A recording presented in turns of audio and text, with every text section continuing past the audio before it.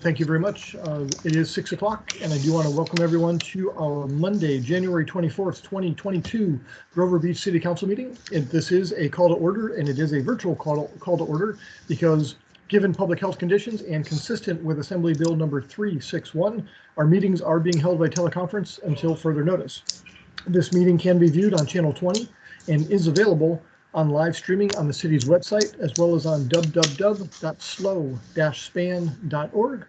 Any member of the public that wants to participate in tonight's meeting via public comment can do so by calling in at 805-321-6639, and that phone line is currently open. And we'll move into our moment of silence, where I do want to mention the passing of a 13-year-old young woman last week from a drug overdose. Obviously, the loss of any young life is tragic, and the circumstances, while not known, are even much more heartbreaking. But I also do want to say a moment of appreciation for all the first responders, especially the Five Cities Fire Authority, and any participation that the Grover Beach Police Department had in assisting with that situation. So if you would all just take a moment under this moment of silence, please.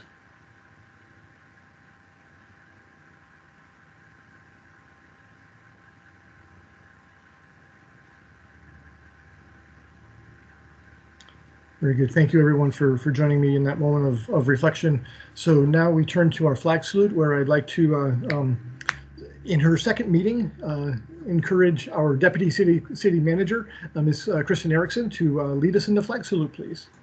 Thank you, Mary Lee. All right, right hand over your heart. Let's begin. I pledge allegiance to the flag of the United States of America and to the republic for which it stands, one nation, under God, indivisible, with liberty and justice for all. Very good. Thank you, Ms. Erickson, for leading us in the Pledge of Allegiance. And now I'll turn to our City Clerk for a roll call, please. Councilmember Miller. Here. Councilmember Robert. Here. Councilmember Rushing. Here. Mayor Pro Tem Bright. Here. And Mayor Lee. I am here as well, so we do have a quorum. We are all in attendance, so we'll move forward into our next item, which is our closed session announcements, where I'll turn to our city clerk, our city attorney, Mr. Hale, and see if he has any announcements for us this evening. Thank you, Mayor. No, we don't have any closed session announcements this evening. Very good. Appreciate that. So that'll take us to our agenda review, where at this time the council will review the order of business to be conducted and receive requests or make announcements regarding any changes in the order of the day. Once we have those discussions, we should by motion adopt the agenda as presented or as revised. So let me turn to our city attorney once again and see if there's any changes that he'd like to make to tonight's agenda. Thank you, Mayor. There are two items on your closed session agenda this evening.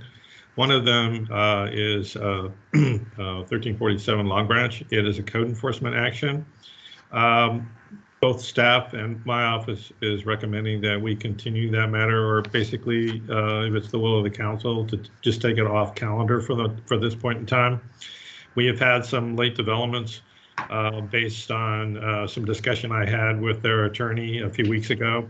And I think staff and I would like to proceed through those. Specifically, we recommended they file an application for an ADU. And we have been contacted by apparently an architectural firm that has been engaged by the property owner. So we believe there is a possibility at this point in time of settling this matter. So therefore, I think it's probably appropriate for us to continue it or take it off calendar. Either one would work at this point in time. Very good. Thank you, sir. Appreciate that. Let's see if there's any other questions or changes that members of the council would like to make. Go ahead and unmute yourself if you do. Otherwise, I'll go ahead and accept a motion to proceed with the agenda as modified. I'll move to proceed with the agenda as modified. I'll second that. We have a motion and a second. All those in favor say aye. Aye. Aye. Aye. Any opposed? Very good. We have a modified agenda, and we'll proceed accordingly. So we do have nothing under our ceremonial calendar or our presentations this evening. So that does take us to public communications, where during this time the council will allow public comment with additional communication, if necessary, allowed after the regular business items. Any member of the public may address the council for a period not to exceed 3 minutes total on any item of interest within the jurisdiction of this council. The council will listen to all communications. However, in compliance with the Brown Act, the council cannot act on items that are not on tonight's agenda. So let's see if there's anyone who wants to call in for public communication tonight. Please do so at 805-321-6639. And let me turn to our city clerk, see if there's any members of the public that want to speak under public comment this evening.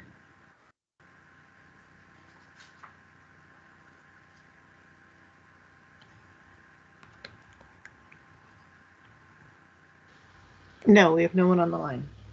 Very good. Thank you, Ms. Sims. We'll close public comment and bring it to our consent agenda, where we have a number of routine items that are listed for consideration as a group. The recommendations are on the agenda in parentheses.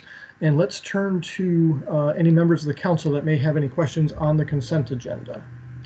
Go ahead and unmute yourself if you do. Not seeing any questions come forward, I will go ahead and open public comments for any items on the consent calendar. And I would ask folks to call in at 805-321-6639 to address the council on a consent agenda item only.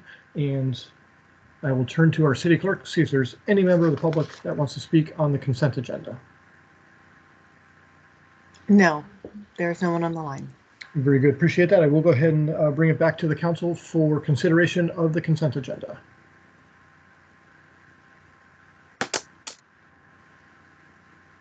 I'll make that motion. Karen Bright. I'll second it.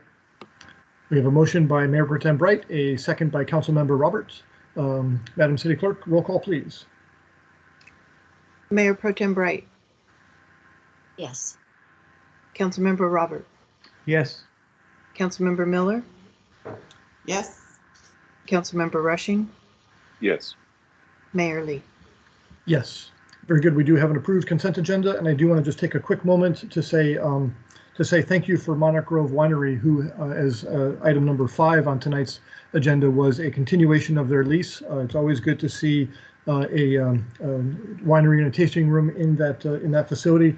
And thank you to Deputy City Manager Erickson for finalizing that negotiation. So with that, that does conclude our consent agenda and takes us to our public hearings tonight, where we are going to have our third public hearing on the creation of a district-based city council election system and consideration of draft district maps.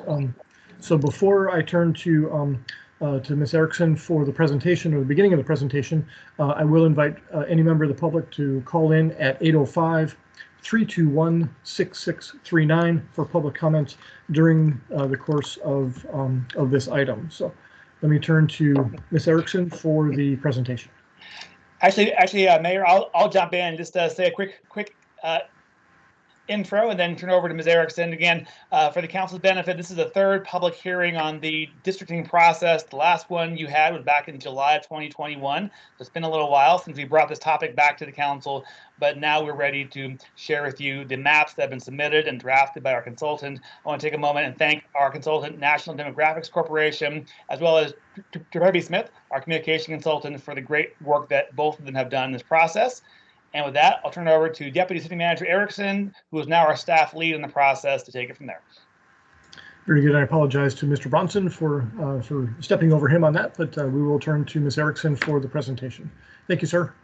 Thank you, Matt, and thank you, Mary Lee. Members of the council, good evening. I'm here tonight to provide a brief overview of the city's public outreach and timeframe for the districting process. And then I'm going to turn it over to our consultant, Dr. Phillips with the National Demographics Corporation, to discuss the overall districting process and applicable laws and considerations, as well as a review of the publicly submitted maps and the NDC draft maps that are before your council tonight for consideration. The goal of this third hearing is to select 2 to 3 finalist maps for consideration at our 4th district hearing on February 28th, and to provide staff with any necessary direction for changes your council would like to see to those maps. And we would, sorry, go ahead. Next slide. Next slide.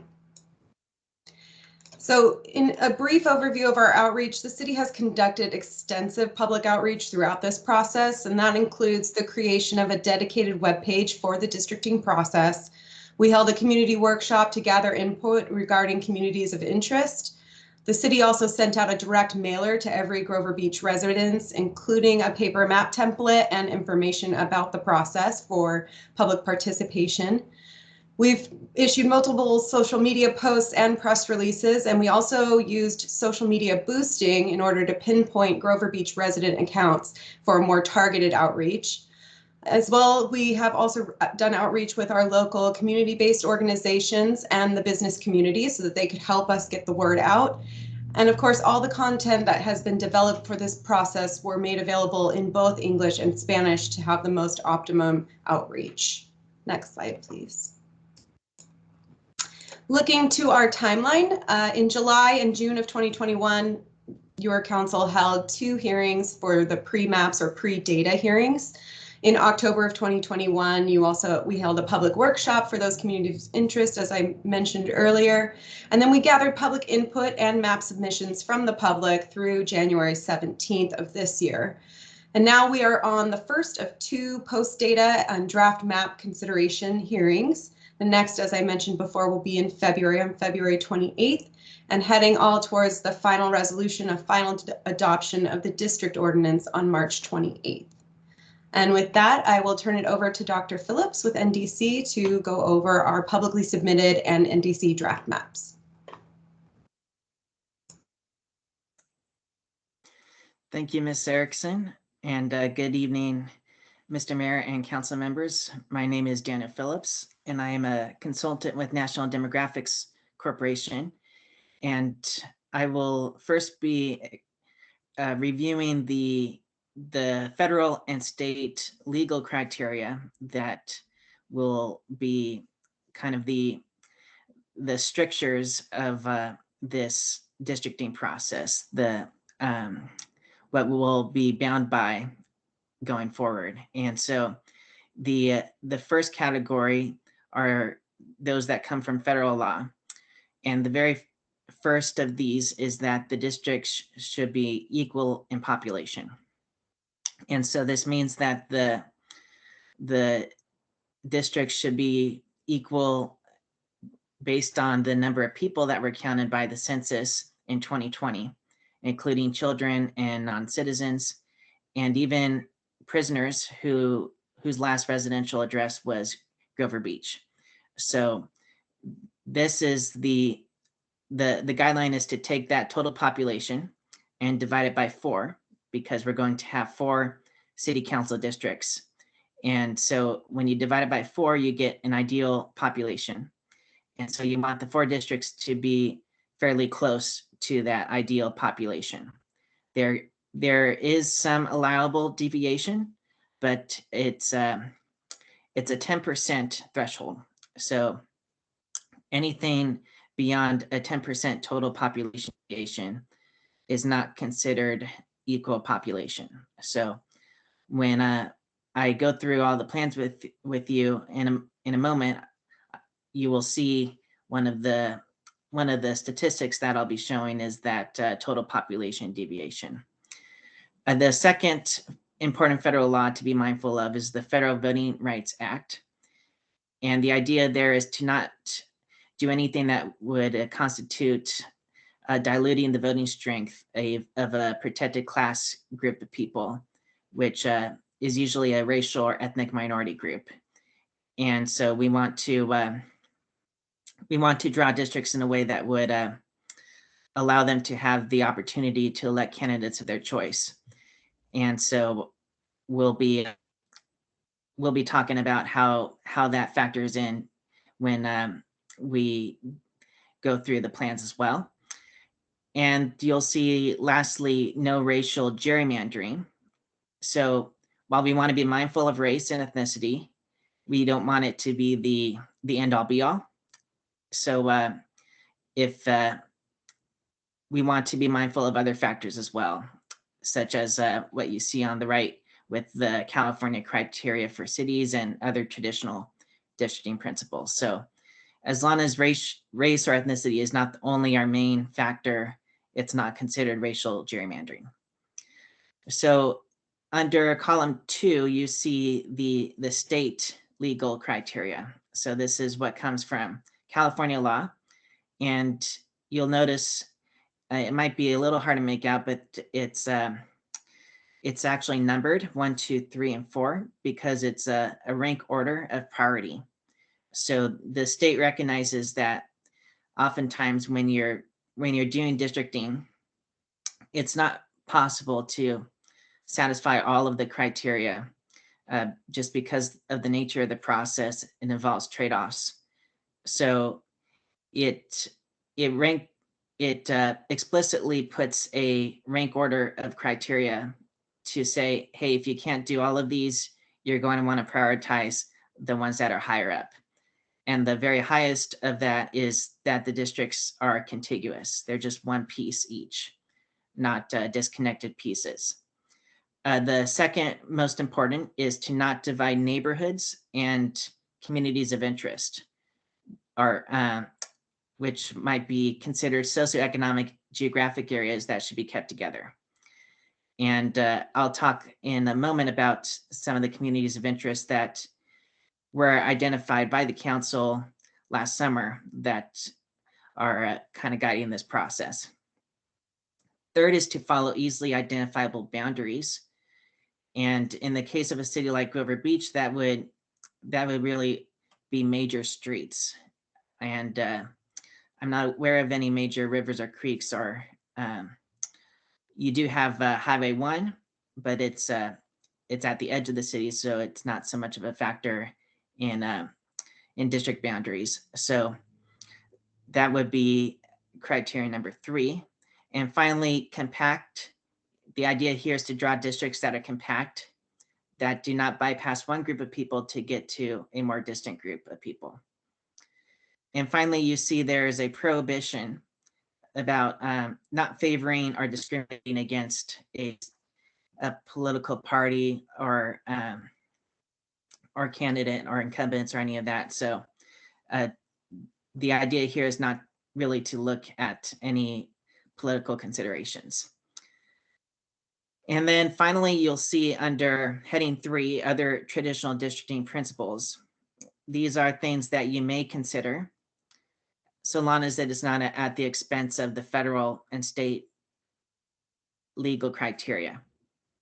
And among these is to respect voters' choices, i.e. continuity in office.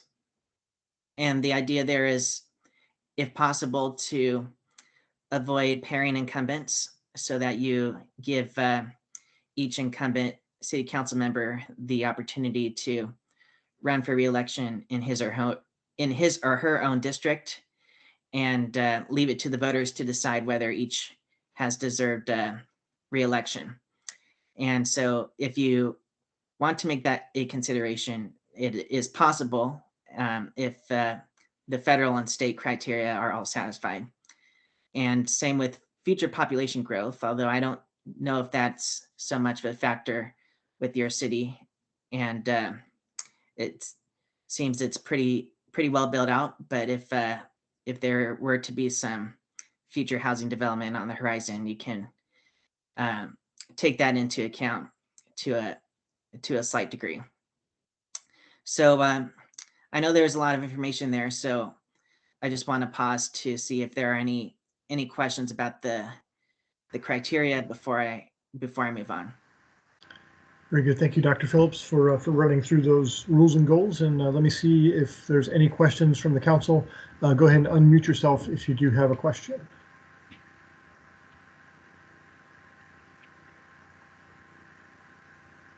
Not seeing any council members unmute themselves. I will, actually, Mayor Pro Tem Bright. Sorry, I just found your microphone. Thank you. I just have a question, please, Dr. Phillips, regarding the compact piece of the California law. I noticed in a number of the maps, none of the districts are compact. all four are compact. And then in others, there's one or another district that is not compact. Can you, and I've tried to figure out what, by looking at these maps, what that actually means, but I'm sorry to say, I just don't. Can you help me with that, please? Well, it might, if you would be so willing, it might be more helpful to wait until I actually have the visuals of those plans up, and then I can explain why that might be considered compact or non-compact. Appreciate it. Thank you. Okay, yeah. But the thing to note about compactness is it's the very last of the state criteria. So if it may well end up that you adopt a plan where you might have a district or two that is not so compact, but if it's done in order to privilege higher priority criteria, that's acceptable. So if there aren't any more questions, I'm happy to move on to the next slide. Not seeing any other council members unmute themselves, I'd say let's proceed to the next slide. All right.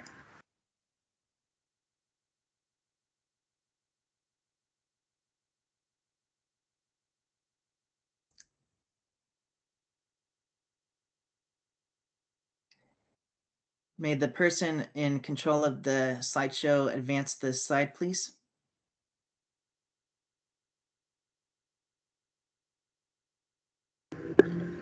So Dr. Phillips, we're seeing the slide titled Latino CVAP in Grover Beach. So are you not seeing that slide? No, I'm not. I'm still seeing rules and goals for dry districts. Gotcha. Okay. I don't know if that's unfortunately a technical issue on your side or if there's a advancement on our side.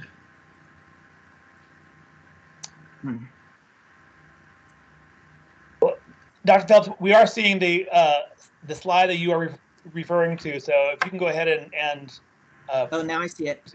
There you go. Okay. I don't know what happened there, but so yeah, this slide shows Latino CVAP in Grover Beach, and CVAP is a acronym for Citizen Voting Age Population.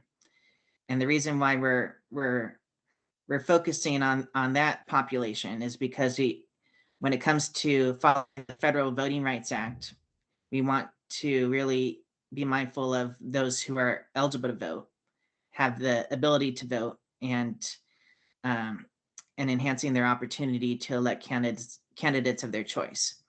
And so we're also focusing on the Latino population because when it comes to the Federal Voting Rights Act, it's concerned with protected classes, those who are historically marginalized or disadvantaged, often a racial or ethnic minority group. And Latinos are far and away the large group other than whites in Grover Beach. And so this map shows where they are concentrated. And the idea here is the warmer colors indicate higher concentrations. And so they are, I will say there really is no area anywhere in the city where they are heavily concentrated, but they are somewhat more concentrated in the south central part of the city, south of Grand Avenue and north of Farrell Road. There are some smaller pockets in the northern part of the city, but it's mostly in that south central portion. You don't really see concentrations of Asians, Blacks, or Native Americans. So I want to make it clear where the concentration is so that you can be mindful of that as we go through the plans and talk about which plans, how each of the plans affect the Latinos who are eligible to vote, affect their ability to elect candidates of their choice. So next slide, please.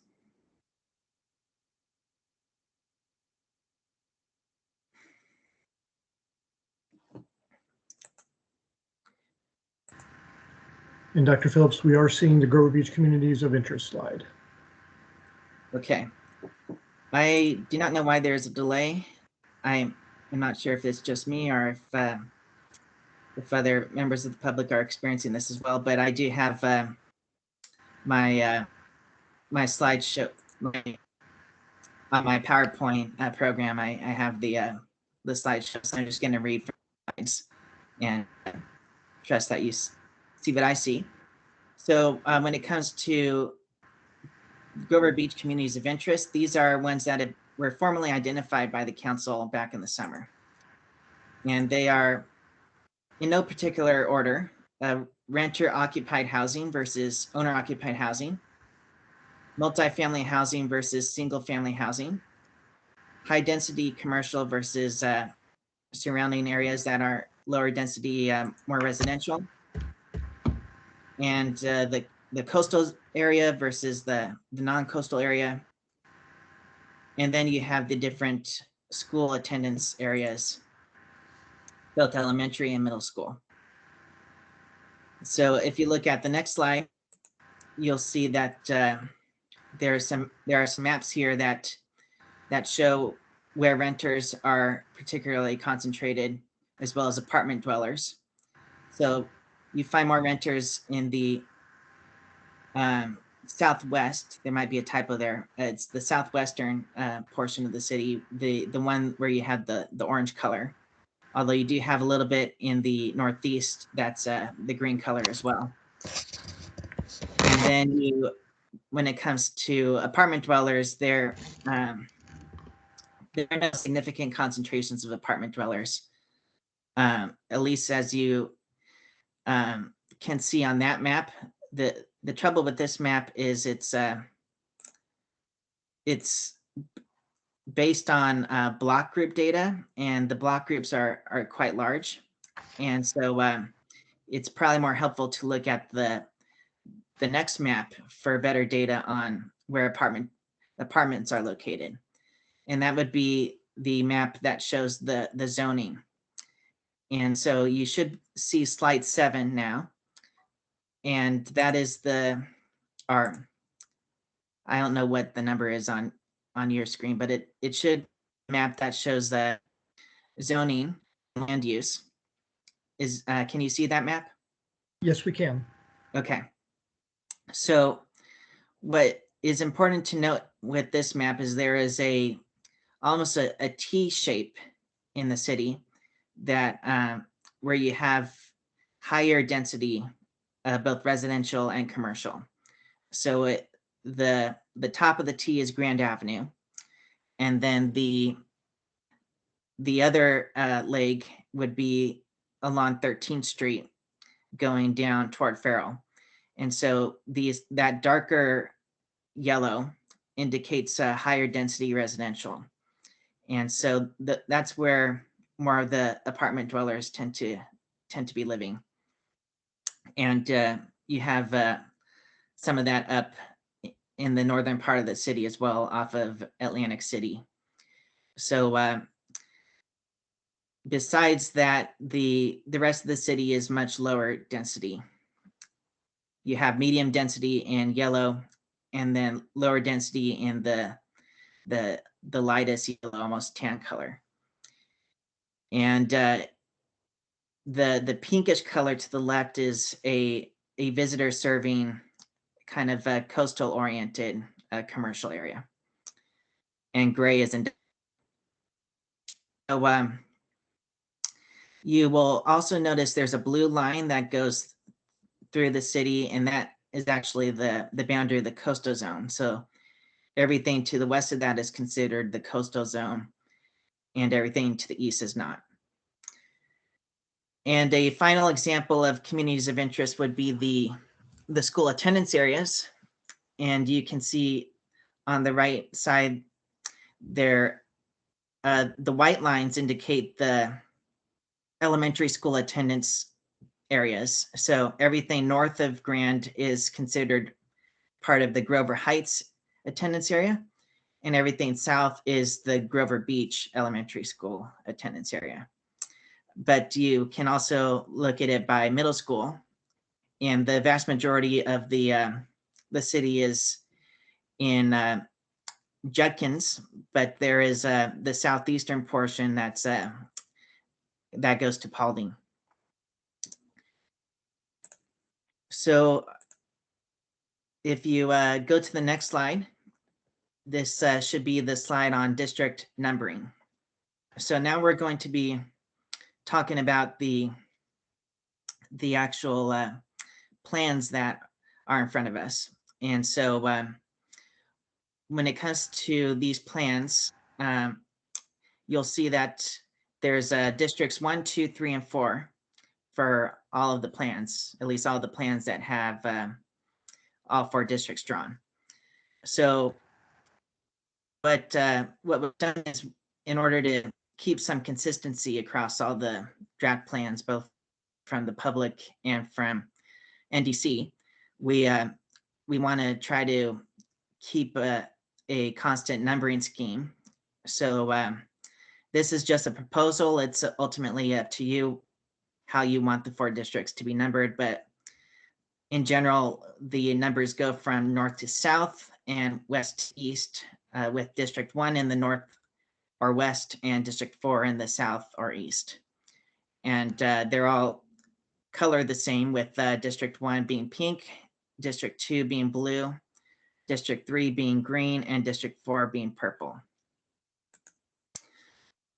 When it comes to plan numbering, you'll see there's a lot of different categories for the types of plans we received. And so we numbered them accordingly, just so it's clear what the source of each of the plans is. And so any plan that starts with a 1 is something that was drawn using the District R online tool, the online mapping tool.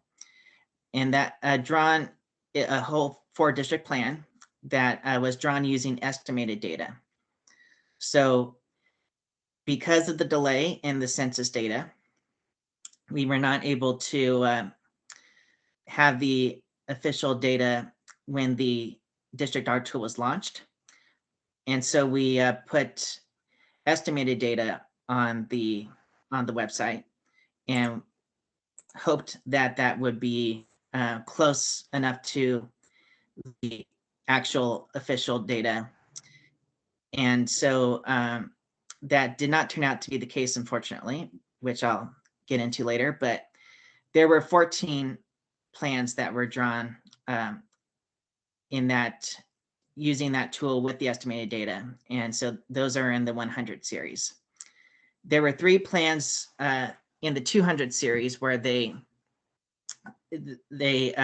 drew a 4 district plan on the District R tool after the official data was loaded onto it. So we have all those plans start with 2. Then we have there was 1 plan that just drew 1 district using the estimated data, and that is a 300 plan. A 400 plan is one that was a community of interest submission using the District R tool. 500 is a 4 district plan using the estimated data with the paper mapping tool, which we also made available for those who prefer the paper method. And then there were 8 plans drawn on the paper tool after that tool had been updated with the official data. And that was a successful outreach that was done using mailers that were sent out with the updated paper tool, and 8 people took advantage of that. And there were 3 people who drew a 1 district plan using the official data on the paper tool, and 9 people just depicted their community of interest on the paper tool. And then the final group are the 900 series, which are NDC drafted a 4 district plan using the official data. And there were 5 in this category. And this includes 1 that was drawn based on a city residence description. So someone sent in an email saying, I want the districts to look like this, and gave us some rough guidelines, and we drew that to the best of our ability, and that's reflected in that series. But 4 of them were drawn just by me. So altogether, there were 45 plans, 31 of which have all 4 districts. So next slide, please. So now you should be seeing the slide called plan groupings. Is that what you are seeing? Yes, sir. That is the slide, and from a encouragement standpoint, we probably don't need to learn what each of the groupings is about. I think the council and the community are probably going to be looking towards the seeing the results of these groupings. So unless there's any questions from the council, by a unmuting of yourselves, I think we can kind of see the definition of the plan groupings. But appreciate the definition of this, unless there's a need for us to go through each one specifically. No, I think they're pretty self-explanatory, especially as we get into these. So but you'll see that most of the plans are publicly submitted for district maps, and you had the 4 NDC maps. So if you move to the next slide, you'll see that we have community of interest maps. So these were sent in by people who just drew a tiny area. I assume in most cases around their house, and are maybe just a very small definition of their neighborhood.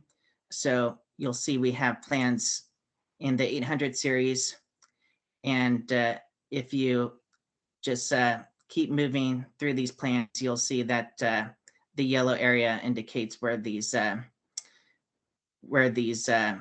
areas were drawn. So this would include everything through Plan 809. So those are all of the communities of interest that were submitted.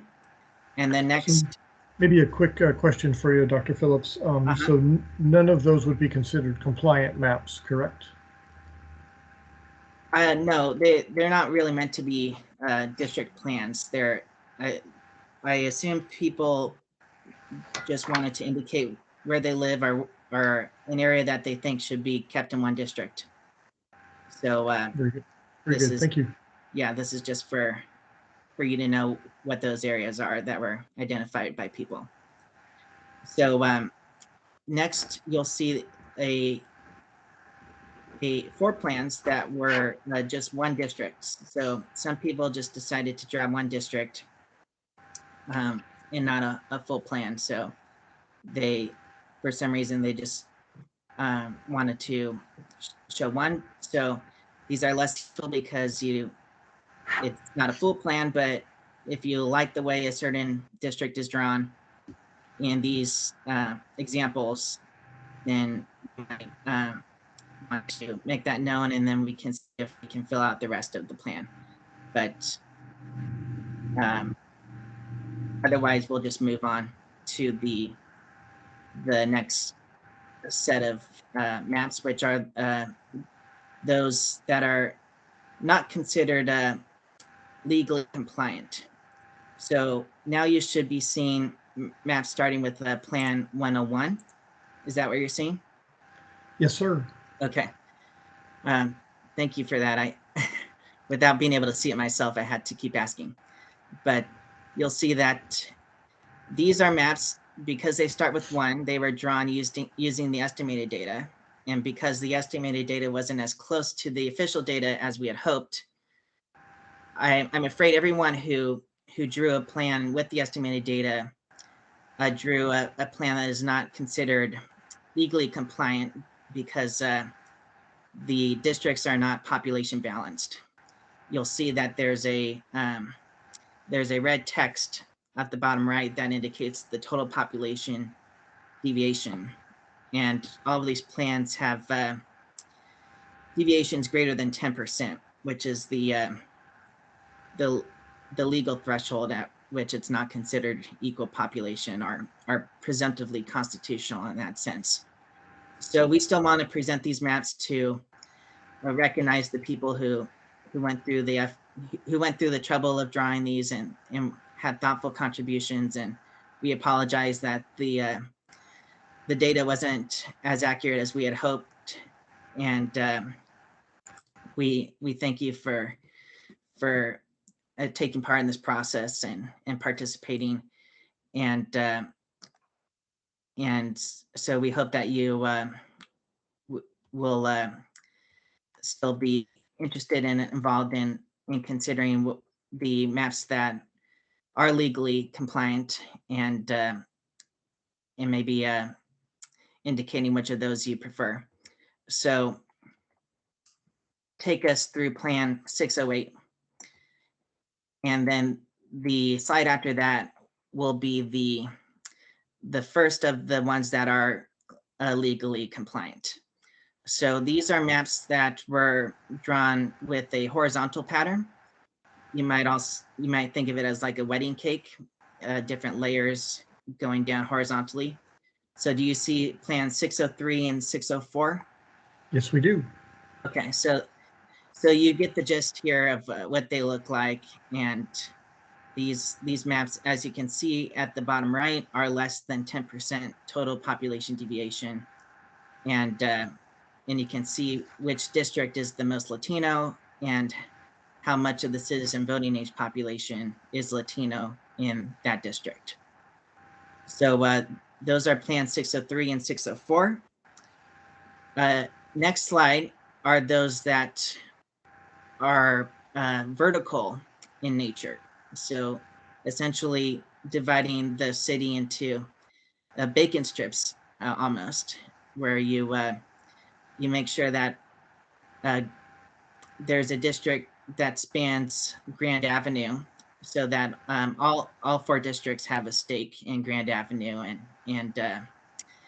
and so plans 201 and 601 are examples of such plans. And so going on to the next slide, you'll see one example of a plan with a quadrant pattern. So essentially dividing up the city into quadrants: northwest, northeast, southwest, southeast. Grand Avenue as the dividing line to as much as possible. And so this was actually something that came in from a citizen's description that I drew to best reflect what that citizen requested. And so that is Plan 905. And the next slide will show the last group of compliant maps, which are those that were drawn with a hybrid pattern. So it's tough to really categorize these. They have vertical elements, they have horizontal elements, so they kind of are a mix of identities. And so you can see plans 202, 203, 602, 605, 606, and 607 are all examples of maps that you might call hybrid. And so all of these are compliant maps. And you'll notice at the bottom left corner of each of these maps, there's a proposed election sequence that we offer if this plan were to be adopted, which districts would be up in which years. But we can talk about that a little later. So that should lead us to the NDC maps. Do you see Plan 901 in front of you? Yes, we do. Okay, great. So these are maps that were drawn by NDC to try to reflect a lot of what we were seeing from the public maps, and to the idea was to have a NDC map for each of the patterns. So you have the kind of the wedding cake model to an extent here with Plan 901, although it's not purely horizontal because one kind of becomes a coastal district, and you have a District 2 and 3 boundary that follows Grand Avenue, which is, if you recall, the boundary of the elementary school attendance areas. District 3 becomes the most Latino district, and also where a lot of the renters concentrate. And then District 4 is the remainder of the city to the south. The next plan is 902, which follows the vertical pattern. And the idea, like I said, is to district a stake in Grand Avenue rather than divide it along Grand. And so the election sequence would be more complicated under this pattern because of where incumbents are located, but you do have a population deviation that's on the lower side. And you also do not get as high of a Latino percentage in this plan. The most Latino district is 26%, as opposed to 30 or 31 that you get with other plans. The next plan, 903, follows a quadrant pattern. So it tries to have you might call a nexus point where all 4 districts come together at one point, and that is the intersection of Grand and 7th Street. And so you have northwest, northeast, southwest, southeast, although because of population constraints, District 4 kind of has to wrap around District 3. And so this has the idea here is to have a boundary that follows Grand as much as possible. And you, rather than have a coastal district, you have the coast kind of split among multiple districts, and the same with the commercial corridor along Grand. And that leads us finally to Plan 904, which kind of follows that hybrid model that a lot of the public plans were following, where you have a pretty vertical District 3, but the other districts are more horizontal in nature. And so District 3 is your coastal district. District 2 is very much contains the commercial corridor and a lot of that higher density commercial and residential parts of the city.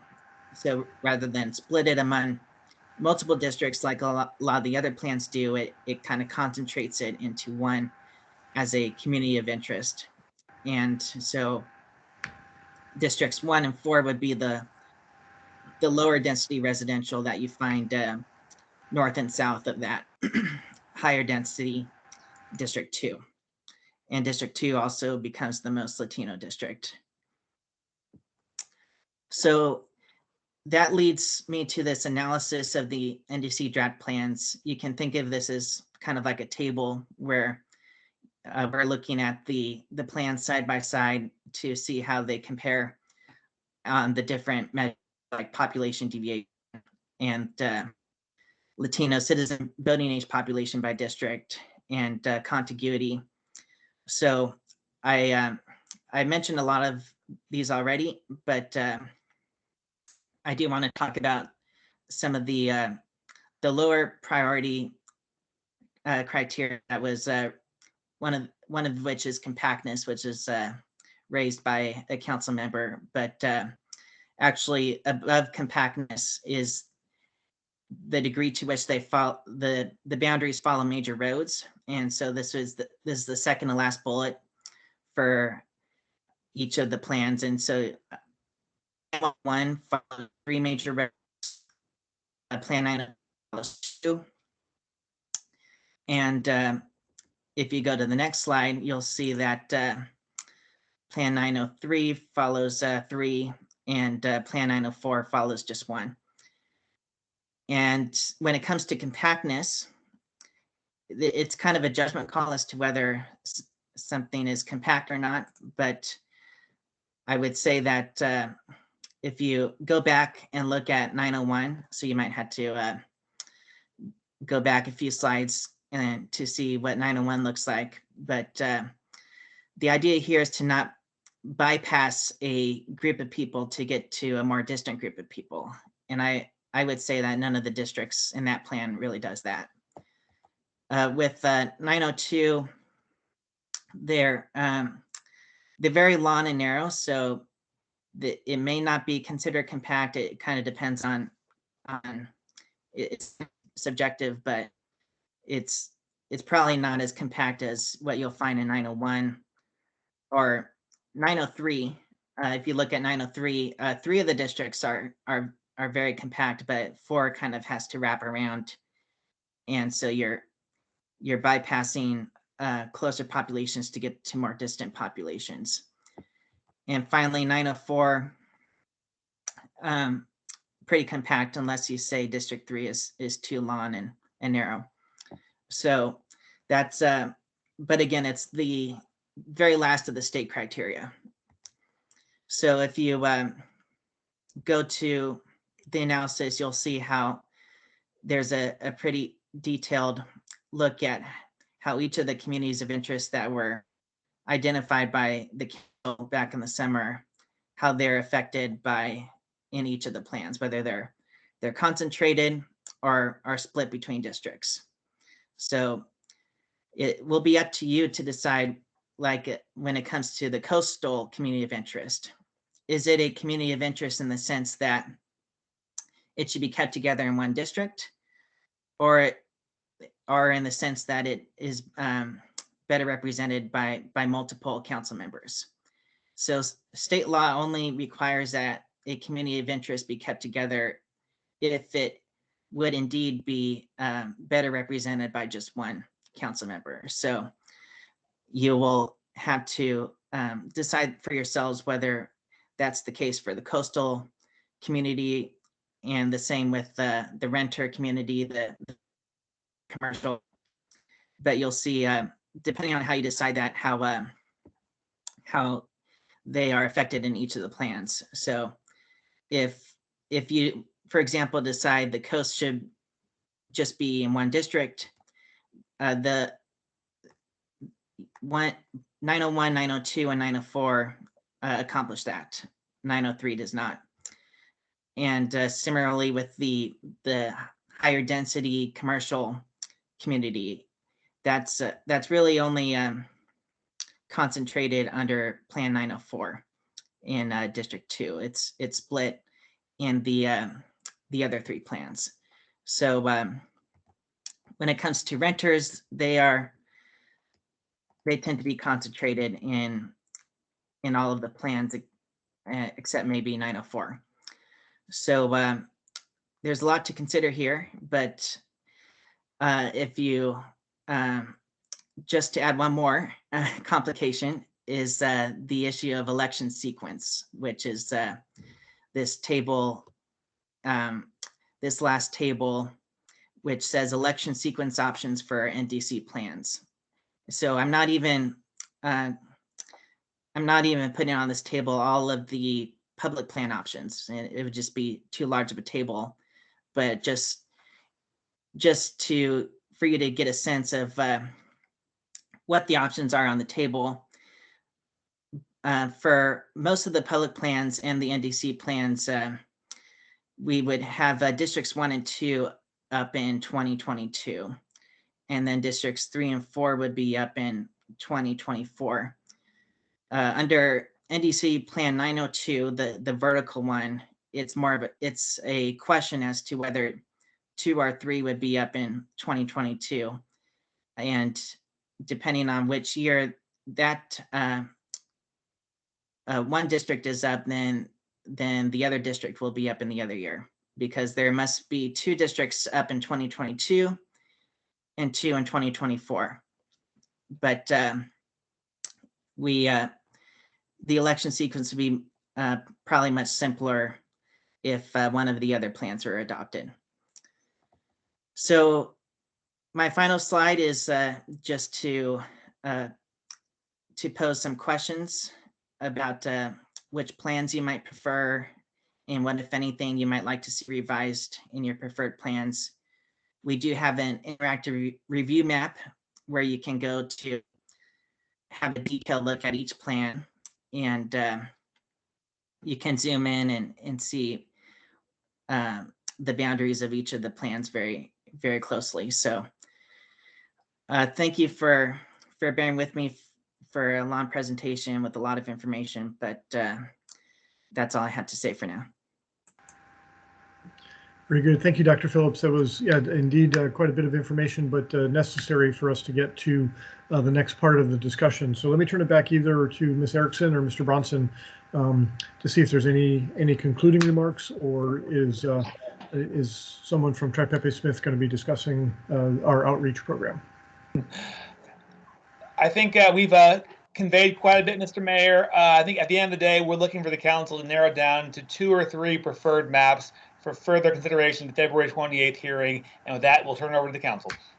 Very good. I appreciate that. So let's just kind of a little bit of ground rules before we go through the next steps. Is now's going to be the time for questions of staff, not advocating for one map or the other, if you would please. And then we'll go to public comment, see if there's anyone that joined us for public comment. If you do want to speak on this item, please call in at 805-321-6639.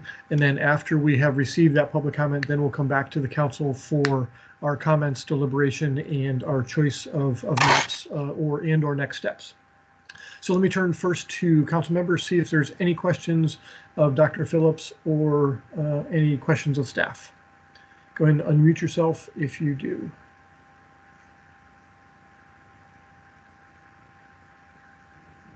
Okay, looks like no one has any specific questions at this time.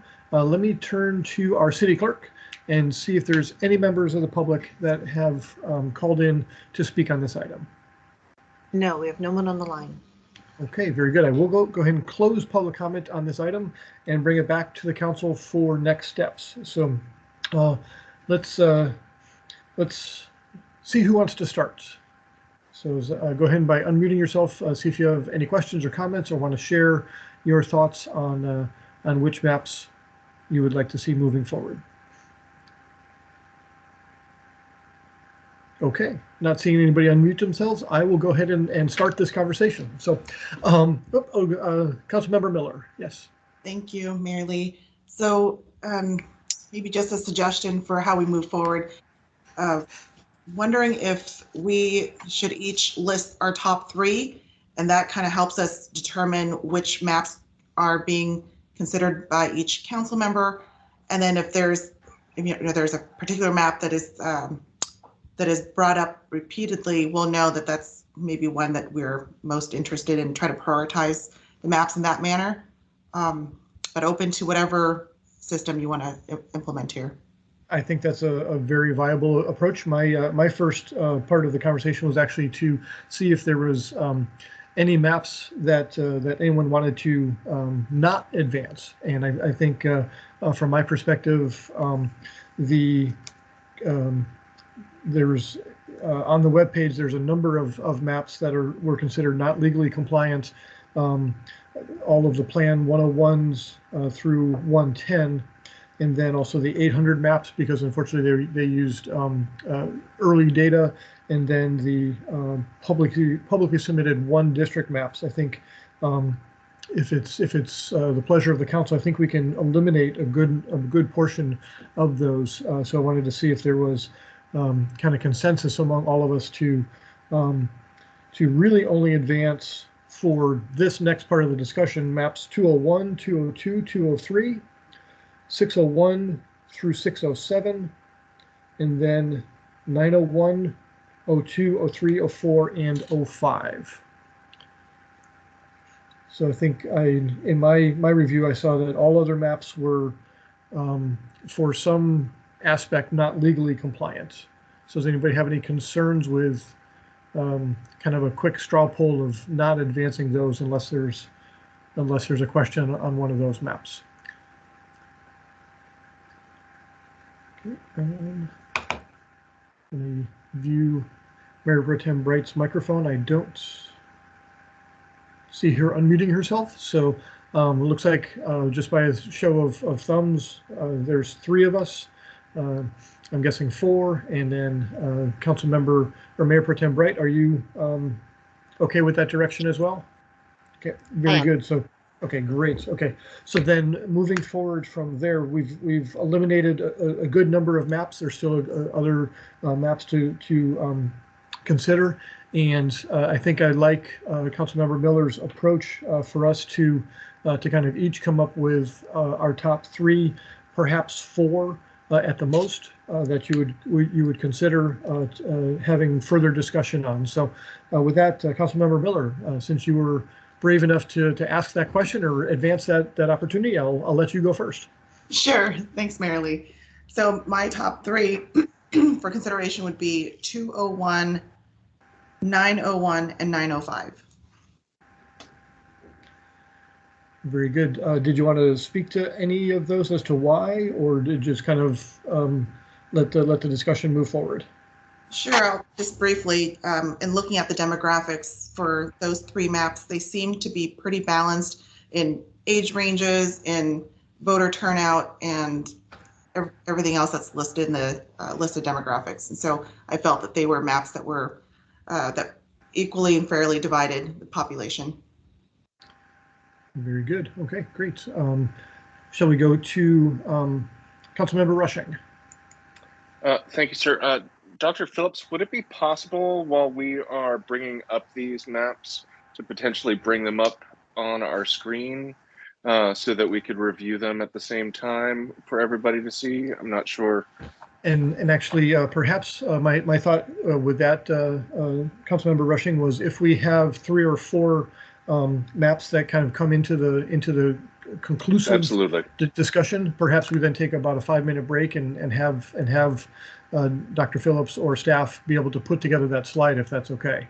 Absolutely. I will go ahead and in descending order 901, 905, and 902. Very good. Any? Did you want to speak to any of those specifically? No, literally they're cohesive units. They seem to hold communities of interest well. They're concise, and I think that's the goal that we're going for. We're in a small community that needs to be held into its small little bits. So I like that we're not overreaching ourselves, going around trying to create these zones. Very good. Thank you for those comments. Next, I'll turn to Councilmember Roberts. Thank you, Mayor. I'm going to go with the maps 901, 902, and 904. I like those maps. Very good. Any specific comments that you wanted to have to those? No, thank you. Okay. Very good. Mayor Pro Tem Bright. Thank you. This was very difficult. However, I would say my top 3 would be 203, 901, and 904. The main reasons for that is the District Latino CVAP seems to give the greatest number in one district. The coastal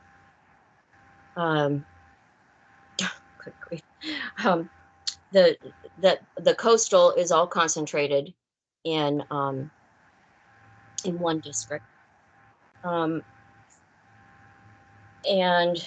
this other thing that I really liked about them was that they had many of the multifamily and the commercial concentrated in either of the 2 districts. Thank you. Very good. I appreciate that. And my maps that I was going to consider for advancement actually was 20, oops, where'd it go? 604, 901, and 904. So, and my reasoning for 604 was, I think, along the same lines. The deviation was fairly comparable. It gave in kind of a visualization. I could see each community of interest or each district was walkable for those that have interest of running for elections and being able to kind of gravitate towards an easily walkable and easily reachable from an outreach standpoint. And then 901, I think, is in keeping with our criteria, as was 904 in my opinion. So taking a quick survey, it looks like 904 is on 3 maps. 901 is on 4 maps. And 905 is on 2 maps. Let's see, bear with me as so it looks like 901 is on all 5. 904 is on 3. And 902 is on 2. And then there's no other map that has more than 1. Am I reading that correctly? Either Dr. Phillips or looks like Ms. Erickson is shaking her head yes. So perhaps from a discussion standpoint, it looks like from a kind of a majority perspective, 901 and 904 are the kind of the 2 that have risen to the top of all of our lists. From a consensus standpoint, do we want to move forward with about a 5-minute break and have staff come back with 901, 904, 905, and 902 all on maps? Those are the ones that all each got multiple votes. Is that sound like a good approach for council? Yes. Okay. Yes. I'm seeing consensus, so let's go ahead and take a break. Staff, how long do you think you would need? Maybe till 7:20? Yes, that should be sufficient. Okay, very good. Let's go ahead and take a break until 7:20. Allow staff to put together a kind of exhibits that have those 4 maps together, and we'll have further conversation at that point. So we'll be in recess until approximately 9:20, or excuse me, 7:20. Thank you, everyone.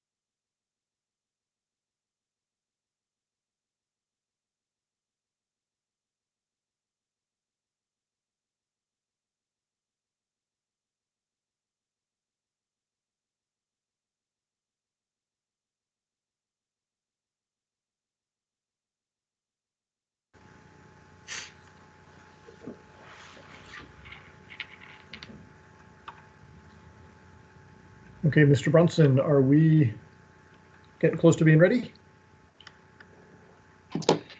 Yes, Mr. Mayor, staff is ready. Very good. Appreciate that. Let me turn to AGP, see if they are ready.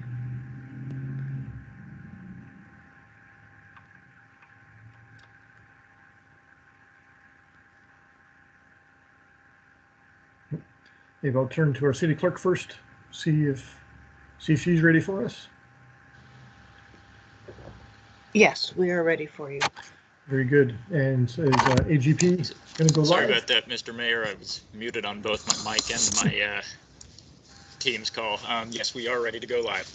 Very good. Let's go ahead and go live then. All right, we are live. Very good. Thank you. I will call back to order our virtual city council meeting for the city of Grover Beach at 7:31. I do want to take a moment and say thank you for everyone's patience as we were putting together some of the maps. We did receive a phone call during the course of our break for potential public comments. So I do want to turn to our city clerk and invite anyone that wants to speak on this item to call in at 805-321-6639. And I want to give a moment for anyone who wants to participate in this discussion to do so.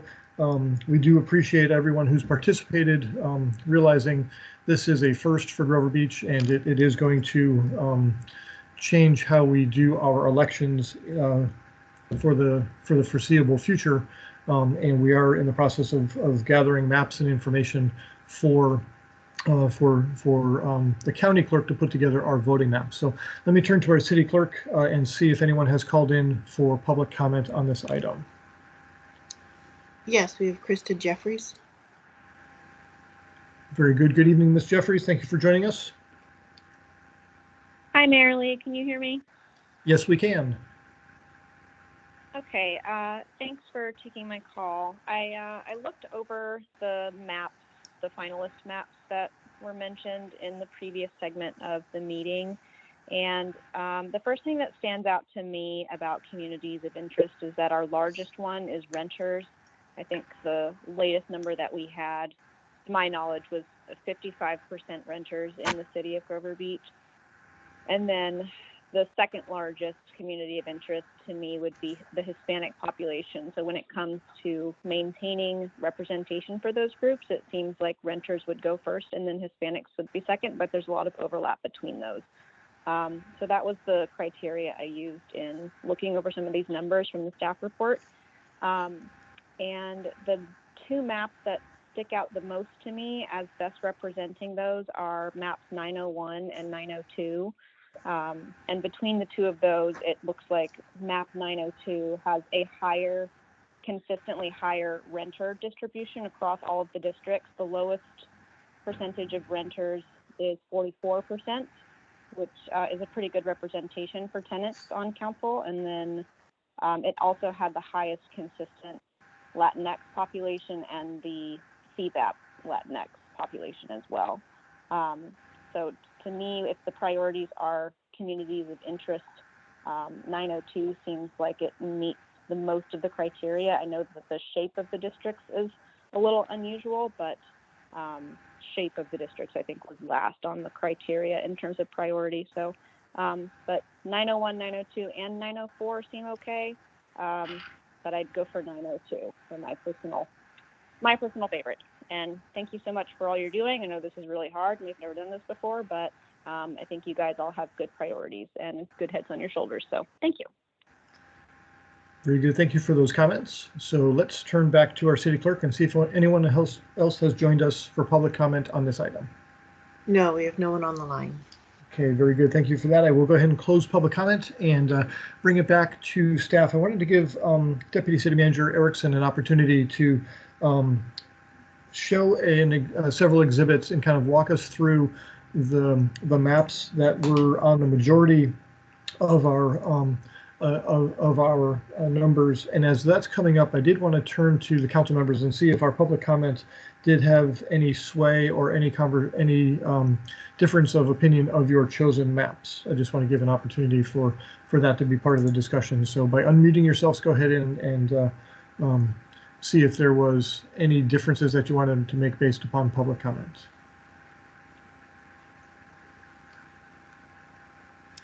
Looks like Councilmember Miller, you are unmuted. Thank you. So I think my 3 maps that I was looking at as preferences included 201, which is actually very similar to 902. So I would be happy with 902 as well. Okay, actually, that was going to be my question for you, is that 201 and 902 appeared to be fairly similar. Was there something about 201 that attracted your attention versus 902? I guess they were very similar, so I just selected one. It's interchangeable to me.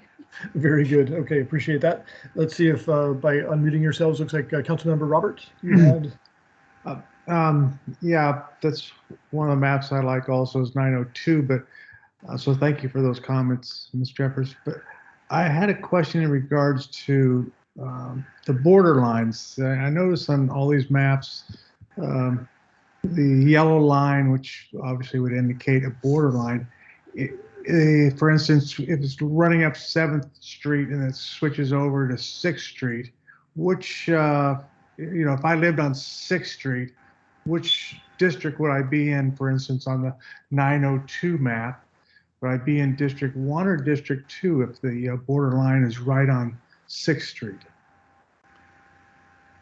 That's a great question. Do I turn to Deputy City Manager Erickson or Dr. Dan Phillips to answer that question?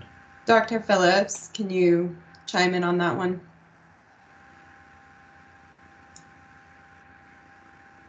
So I would like to show you that on the interactive review map.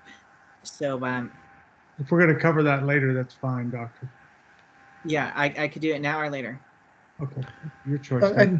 I think now's okay. And actually I'll turn to the Deputy City Manager to see if this is a good moment to do that, or will your presentation encompass part of that? Yeah, I don't think my piece would be as specific as that. So if that's a question you want answered before we kind of take a look more broadly at all 4 of the plans that you've selected, then we can do that. Great, then yeah, let's turn to Dr. Phillips and to see if you could, on the interactive map, kind of show us how we can interpret the boundary lines, please. Okay, so let me see if this works. So can you see the interactive review map? So far, I have just your initials, or actually, I guess not your initials. Yes, now the map is up. Actually, it would have been your company name. Okay, so you have the outline of the city in black, and then you have the layers that are in the right here. And so all the plans have been uploaded as layers. And so the ones that we're talking about are 901, 902, 904, and 905. So I think Councilmember Roberts, his question was specifically about 902. Is that correct, Councilmember? Well, many of the maps use that 6th Street as a borderline. So yeah, gotcha. The question was 902. Yes. Okay, so what I would like to do is just briefly go through all 4 plans and tell you what the boundaries are for them. Would that be okay? I don't think anybody chose 903, so you can probably eliminate that one from your presentation. Yeah, I'm just gonna do 901 and 901, 902, 904, and 905. So with 901, the 1-2 boundary starts at 12th Street, and then it goes west on Atlantic City.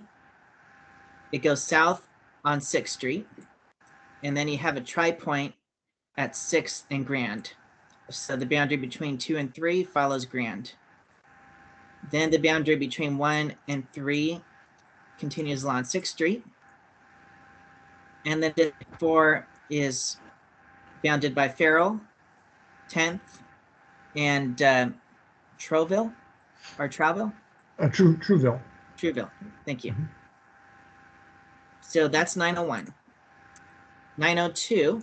So, and actually, before you leave that, and or maybe you can show it on this map as well. Or so, if I was to live on an even numbered side of 6th Street, I would be on the east side, so that would put me in District 2, correct? And if I was in the odd numbers, that should put me on the west side, which then I would be in District 1. Is that correct? Yeah. I'm not sure if I've got the house numbers correct. But. Yeah, depending on where on 6th Street. If you're way up here, you're in District 1 regardless. Right. If you're down here, you would be in District 2, and if you're down here, you would be in District 3. Okay. Very Yeah. good. Okay. Did that answer your question? Yes. Thank you. Yeah, and with 902, it follows 6th Street for much of it as well, but it juts over to 7th Street, and then goes to Farrell and 13th. And then with the 2-3 boundary, it follows 12th, Atlantic City, 10th, Long Branch, and 13th. And finally, the District 4 boundary goes along 14th, has a little bit of Grand, then goes down on 16th to the southern border of the city.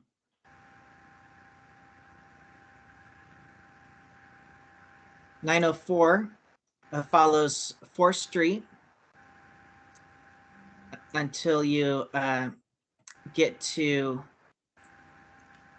Manhattan, and then it goes along Manhattan, the southern border of the elementary school, 12th and 13th. 1 and 2 are bounded by Brighton.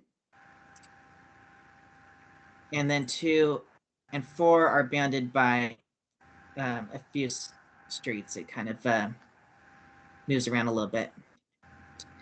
And finally, 905 goes down 12th Street, Atlantic City, 10th.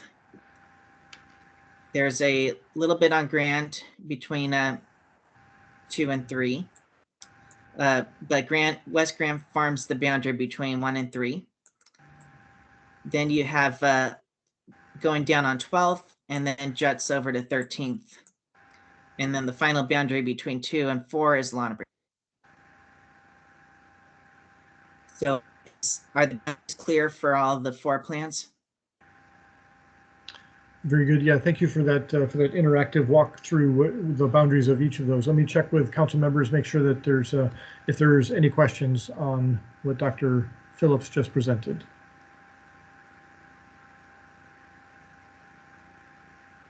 Not seeing any council members. Mayor Pro Tem Bright.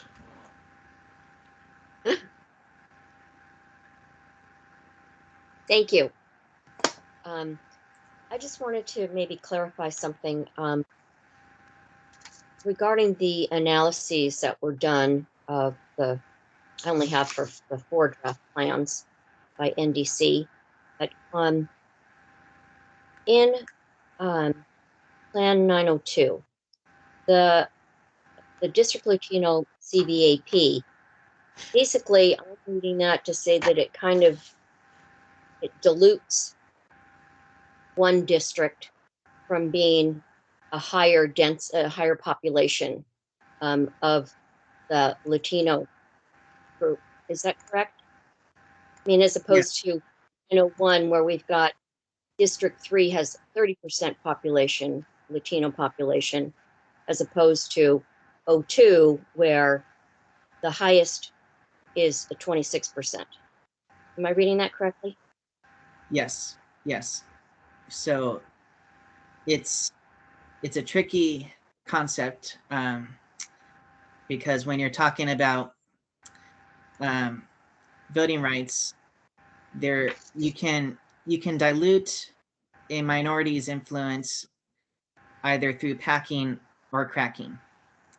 And so packing is concentrating as many as possible into one district so that they have ultimate voice in that district, but no voice in the other districts.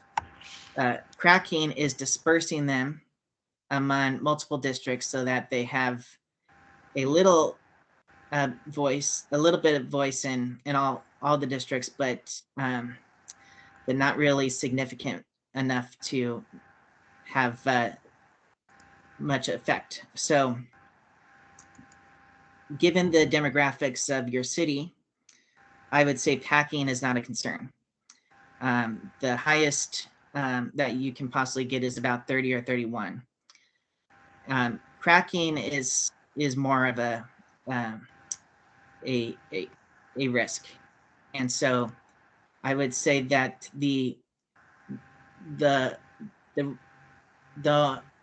best way probably that you can give Latinos the ability to elect candidates of their choice is to enhance their influence in one particular district where they might be more concentrated. You might call it a Latino influence or perhaps opportunity district is what it's often referred to as. So, but even still, it's there's only so much that can be done given the demographics of the city. Okay, I appreciate that explanation. And your city attorney may have more to say on that matter as well. So I defer to him if he has something else or more to say. I think that's adequate in terms of the way you described it. Okay, thank you. Thank you. Very good. It looks like Councilmember Miller has her hand raised. So what did you want to add to our conversation? Thank you, Mayor. Great comment from Mayor Pro Tem Bright. I think what I'm hearing is that 902 would lead to cracking, correct? Because the Hispanic population would be dispersed into those 4 quadrants. And so we should not consider 902 based on that? I would say it's a little riskier. That's just my opinion. Thank you. So with that as context, though, I saw the percent population, if I read it correctly, for District 2 would be 26% Latino, where District 3 for 901 was 30%. So there doesn't seem to be too much of a crack, but I guess it would be more of an interpretation of there's not really an opportunity to concentrate directly. Is that a fair statement? I mean, it seems like we have our ethnic diversity is somewhat spread out along probably a little bit of 4th Street, 13th Street, and Grand Avenue. Is that an adequate statement, or is that? Yeah. Okay. Yeah. So, what I'm doing now is I'm pulling up the demographics for Plan 901, which is an example of a plan where you have more of a concentration. So if it would be all right, may I share that with you on my screen? And perhaps, so let me turn to Deputy City Manager Erickson real quickly, because I know you had made slides for each of those. And so I don't know if it's easier to use your slides for that or Dr. Phillips in the interactive map. Well, I'm actually I'm not sorry, showing you a map. I'm showing you a table. Oh, I apologize. Yeah, his is a demographics table, but I'm happy to go through the plans as well after that.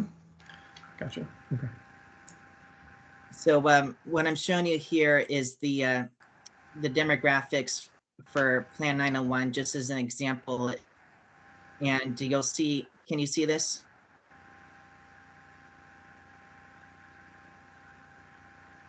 It has not come up on my screen yet, but there it is. Okay, yeah, so what you'll see is that this, you see total population and citizen voting age population.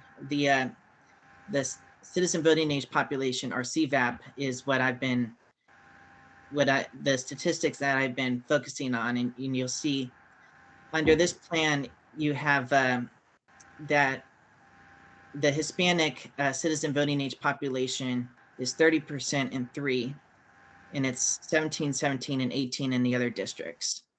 But if you look at total population, you'll see it actually gets up to 40%. So it's not quite a majority, but it's close. So that would be the probably the best representation of a concentrated influence for Latinos under this plan.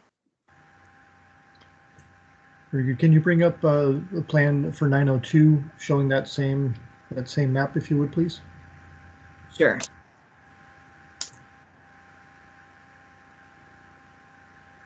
So can you see 902 now? Yes, we can. Okay. So when you look at citizen voting age population, you have it kind of spread out across the districts, although it's only percent of 4. And so you, and then you get low 30% for total population Hispanic in District 3. Okay. I'm happy to show you 904 or 905 if you would like.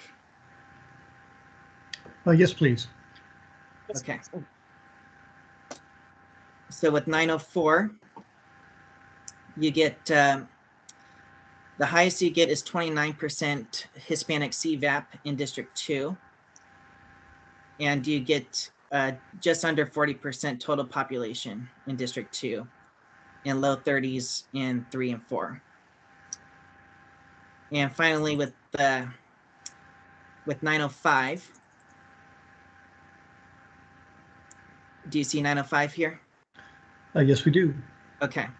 So similar, you get 29%, only this time it's in District 3, Hispanic CVAP. And you get up to 41% of the total population being in district under that plan. And low 30s in 2 and 4. Very good. Definitely appreciate the visual on that. Let me turn to Mayor Pro Tem Bright momentarily and see if her hand was up from her prior question or she had another question. Actually, I had a comment regarding 902. Okay. Draft 902. And that was my first pick. But then when I started delving into those different percentages and statistics, that's what took me to 901. Okay. So I just thought I'd explain that. Thank you. Very good. Appreciate that comment. So unless there's other questions, let me turn back to Deputy City Manager Erickson to, she had developed several slides. I think probably the first one to bring up, if we might, would be a compilation of all 4 maps that we've been looking at, or the highest ranking maps. Yeah. If we could.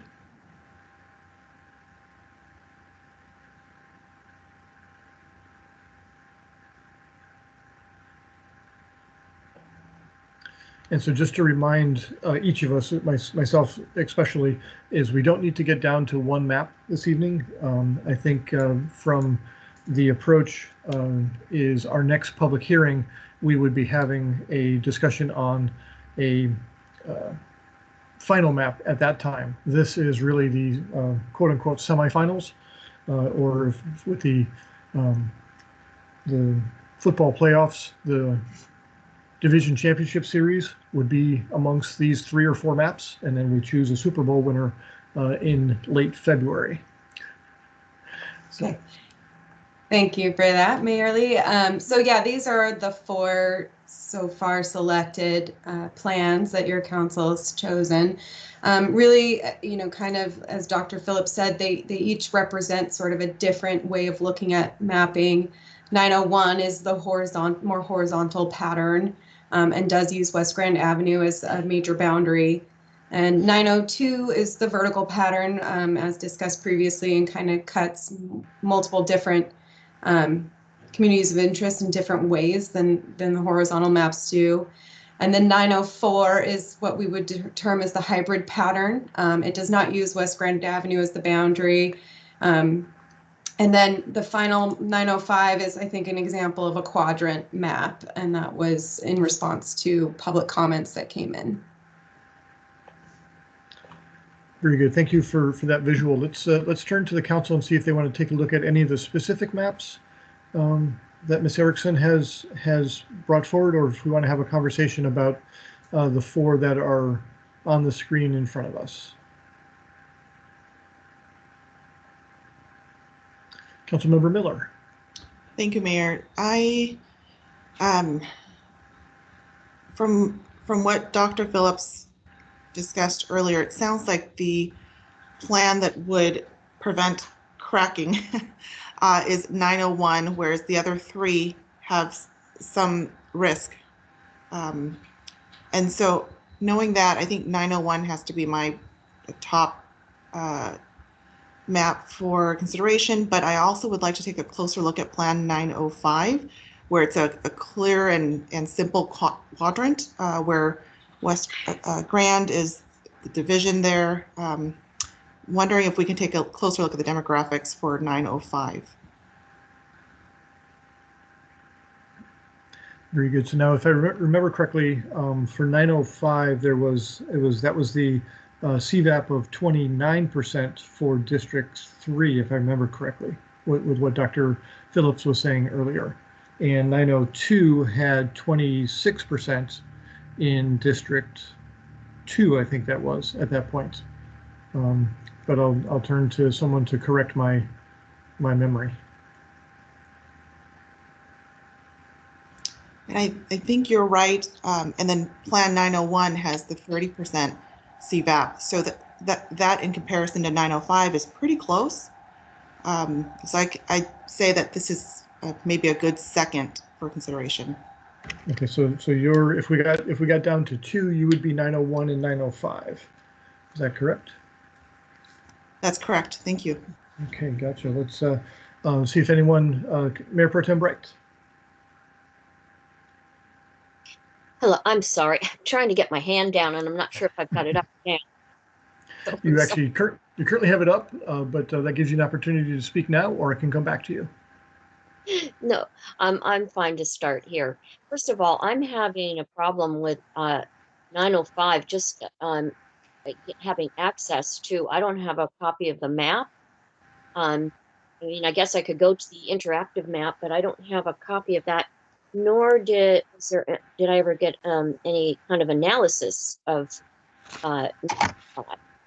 So those 2 things would be very helpful to me, unless someone can tell me where I'm missing them. So I can't really speak to 905 because I haven't really been able to review it. I can speak to that, ma'am.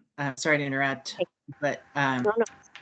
so Plan 905 was not one of the NDC draft maps that were drawn just by me. 905 was actually considered a public submission because Yes. Someone from the public gave a written description. And so I did my best to draw a map that followed his description, even though at times it wasn't quite specific enough. And I had to make some judgment calls here and there. But I thought 905 was the best representation of that individual's description.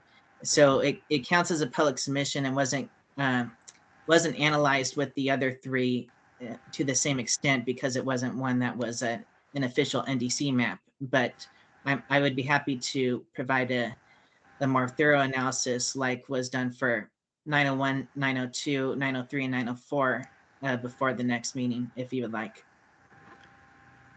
Well, I would defer to my colleagues on that. I think it would, for me, it would be very helpful.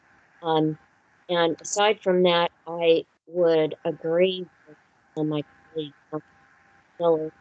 901 is, at this point in time, my top. Okay, very good. So if I'm hearing correctly, so that we have 1, and I'm guessing probably Councilmember Miller, obviously, since 905 was one of your top picks, you would like to see a demographic breakdown of the information. Is that correct? That would be helpful. Okay, on 905. So let's turn to Councilmember Robert and get his comments and feedback. I agree. I like the 901 and the 905. I like the layout of that, but it'd be helpful to see the other information that we're not seeing right now. Okay. Yeah, so 905 was not specifically included in the staff report, but it was in the online maps. Okay. So so next I'll turn to let's see. So Councilmember Robert, you'd be 901 and 905. Are we just advance? Two, Mayor? We can pick as many as we really need to, but I think tonight we're looking to get down to probably 2 or 3, 4 at the very most. So I don't think we're limited to just one. So we're definitely not just limited to one. So we can have all 4 of these maps advance if we so choose, or we could take one out of consideration. So. Okay, no, I agree. I like the 901, 904, and 905 would be my top 3. We're choosing 3. Thank you. Very good. Thank you. And then Councilmember Rushing. Thank you, Mr. Mayor. I'm going to agree with my colleagues on 901. That is by far my favorite of these. I really like the concept of the vertical map. There's more than a few things that I can't quite get my head around with this one, so I'd really rather not move forward with this. Specifically, that District 2 includes both of our city's grade schools at the same time too. It seemed a little bit lopsided on that one. So if I was to choose at this point, it'd be Plan 901 to move forward with a distant second on 905. Very good. So from my perspective, I'd be looking at a 901, and I would like to see more information on 905 as well for consideration. And then kind of my second choice, just from a demographic standpoint and brought up by the caller, the renter standpoint, 902 was intriguing, but I can understand the concern about the possible cracking, as well as what Councilmember Rushing just brought up with having both elementary schools specifically in that district. So I'd be 901 and 905 if we're getting down to 2. So looks like 901 and 905 are on all of our lists for that. Is there any desire to include either 902 or 904 into the final mix? Not seeing any specific hands. Yes, please. Oh yeah, Councilmember Bright. I'm very sorry. You're fine. I was pretty fond of the 904, the hybrid, mainly for the reasons that we've discussed before. The things that really I think were a detriment there is that the renter COI was split between 2 districts. But other than that, the population deviation looks really good, as well as the CVAP. We still at a 29%. That would be in District 2. But mostly the multifamily is concentrated, the commercial is concentrated, the coastal is concentrated. And I think it says that District 3 is not compact, but really it's just long and narrow, I think. So all that to say, my choice would be 901, 904, and then a review of the information of 905. Thank you.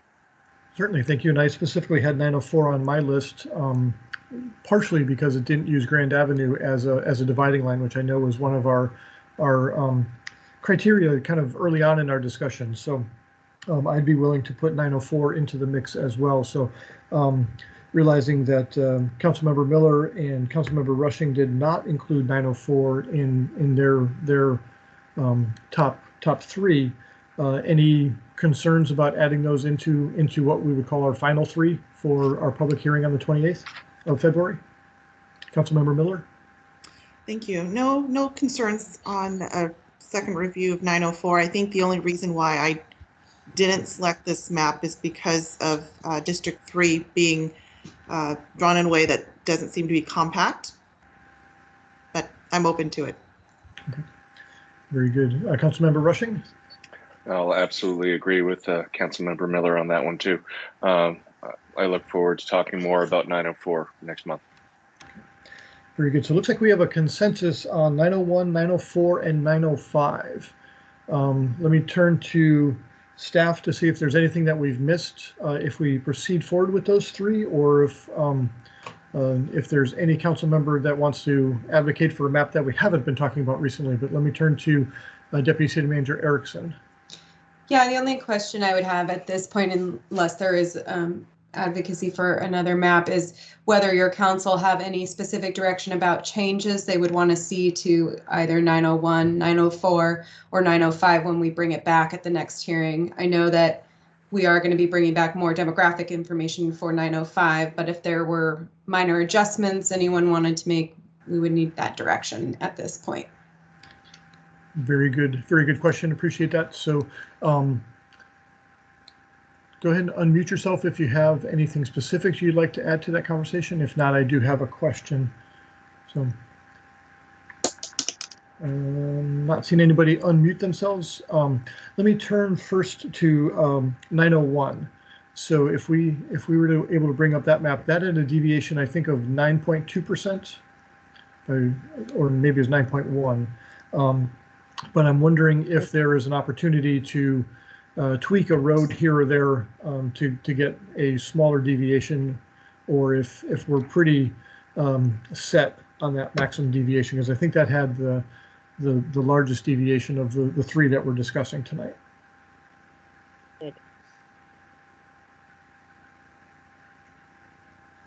I can speak to that.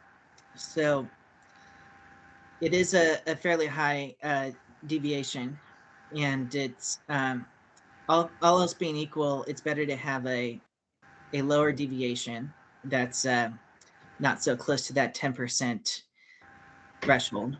901 was drawn to try to have as many straight lines as possible, and so in order to do that, there were you get closer to that 10%. But if you would like me to revise it to allow for less straight lines and not following the same street, like 6th Street all the way down, or Troville all the way, I could look into adjusting those lines so that they're not, so that the total population deviation is not as high. So let me turn to my council member colleagues and see if there's any reason to tweak that any further, or if we are, 10% deviation, I can see District 3 probably being one of our growing districts comparatively. And so 10 years from now, it might look a little different from a deviation standpoint. But let me turn to my colleagues and see if there's any concerns about having a deviation closer to 10 than forcing it to be a little bit closer. I'll turn to Mayor Pro Tem Bright. Thank you. Well, that was one of my concerns, actually. One of the reasons why I really didn't consider it in the first place. But then when I went through all the other criteria, it seemed to make sense to me. It could be done without a whole lot of problem. I guess it would be better to have a lower population deviation. However, I am very versed to changing these maps in any way, shape, or form. So I would defer to my colleagues and go with whatever the majority decides. Thank you.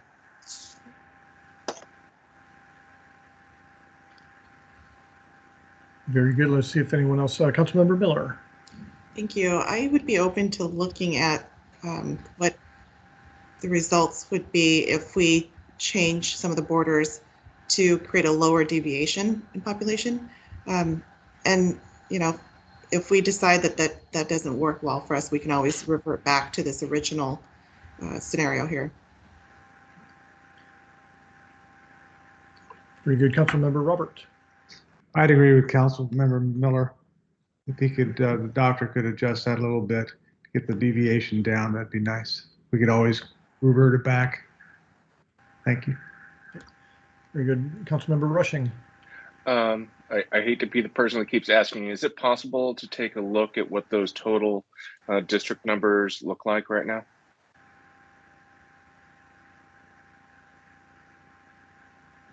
Yes, so let me share my screen again. Thank you, sir.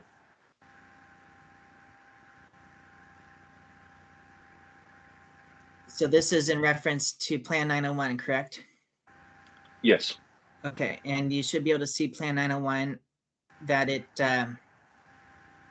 so what's causing the higher deviation here is that 2 is over 5% overpopulated, and District 3 is about 3.5% underpopulated. And so adding those two gets you to 9.5%. And District 4 is at about 4.5, right? Oh, I'm sorry. Yes, so it's actually. Okay, so even if we added, say, 120 folks to a spot in District 3, that's not going to change our deviation between District 4 and 2. Yeah. So I missed the fact that 4 is even more underpopulated than 3. So okay, thank you. The goal here would be to either shrink 2 or expand 4 or 3. Probably 4. Oh, okay, thank you. Mm-hmm. Gotcha. So if I heard my colleagues, if it can be done in a fairly straightforward and not putting a kind of a jigsaw puzzle together for maps, for map boundaries, I think there seemed to be an opportunity to do to adjust the population deviation to move forward. So I guess logistically, I'll turn to staff and say, if that is to occur, what happens with respect to the other maps that we've chosen tonight? Have we effectively added a 4th map to our consideration? Yeah, effectively you would. I mean, we would just have 901 version 1 and 901 version 2 for your consideration next time. Okay. Very good. Is council okay with that? Okay. I'm seeing head nods Yes. and thumbs, and there's Mayor Pro Tem Bright. You do have your hand up again. So is there anything else you wanted to share? No, I'm terribly sorry. I can't get the darn thing down, I guess. No worries.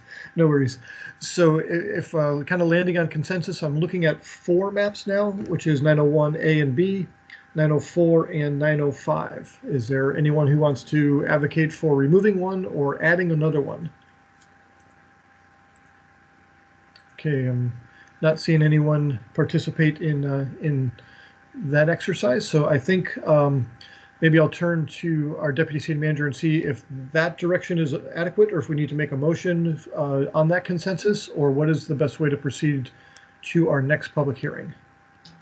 I think it would be helpful to make a motion on the final direction and have a roll call vote on that. Okay, very good. Who wants to attempt to make that motion?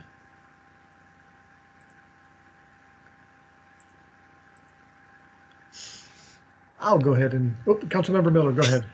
Let me try. So I'll move to proceed with a review of maps 901 versions 1 and 2, 905 and 904.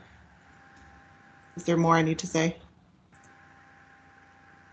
I'll I think second just that. maybe we add that council is directing staff to adjust maps to even out population for version 2 of map 901. Thank you. So that was my reference to 901 1 and 2. But yes, we would like to direct staff to revise 901 to lower population deviation. And I will second. Very good. We have a motion and a second. Any further discussion? If not, roll call, please. Councilmember Miller, Yes. Mayor Pro Tem Bright, Yes. Councilmember Roberts, Yes. Councilmember Rushing, Yes. Mayor Lee. Yes. Very good. So unless staff tells us that we need another item of discussion for this item, we've kind of wrapped it up in a bow and we'll revisit this in February of February 28th, I believe it is the next hike. So before we conclude work on this item, though, let me turn to our city manager and see from a public outreach standpoint, or maybe it is Deputy City Manager Erickson, what is our outreach between now and then? I'll defer to Ms. Erickson on that. Yeah, and actually, I'm going to defer again to Tri-Peppy Smith because they have the full plan in front of them. So if one of them can chime in, that would be very helpful.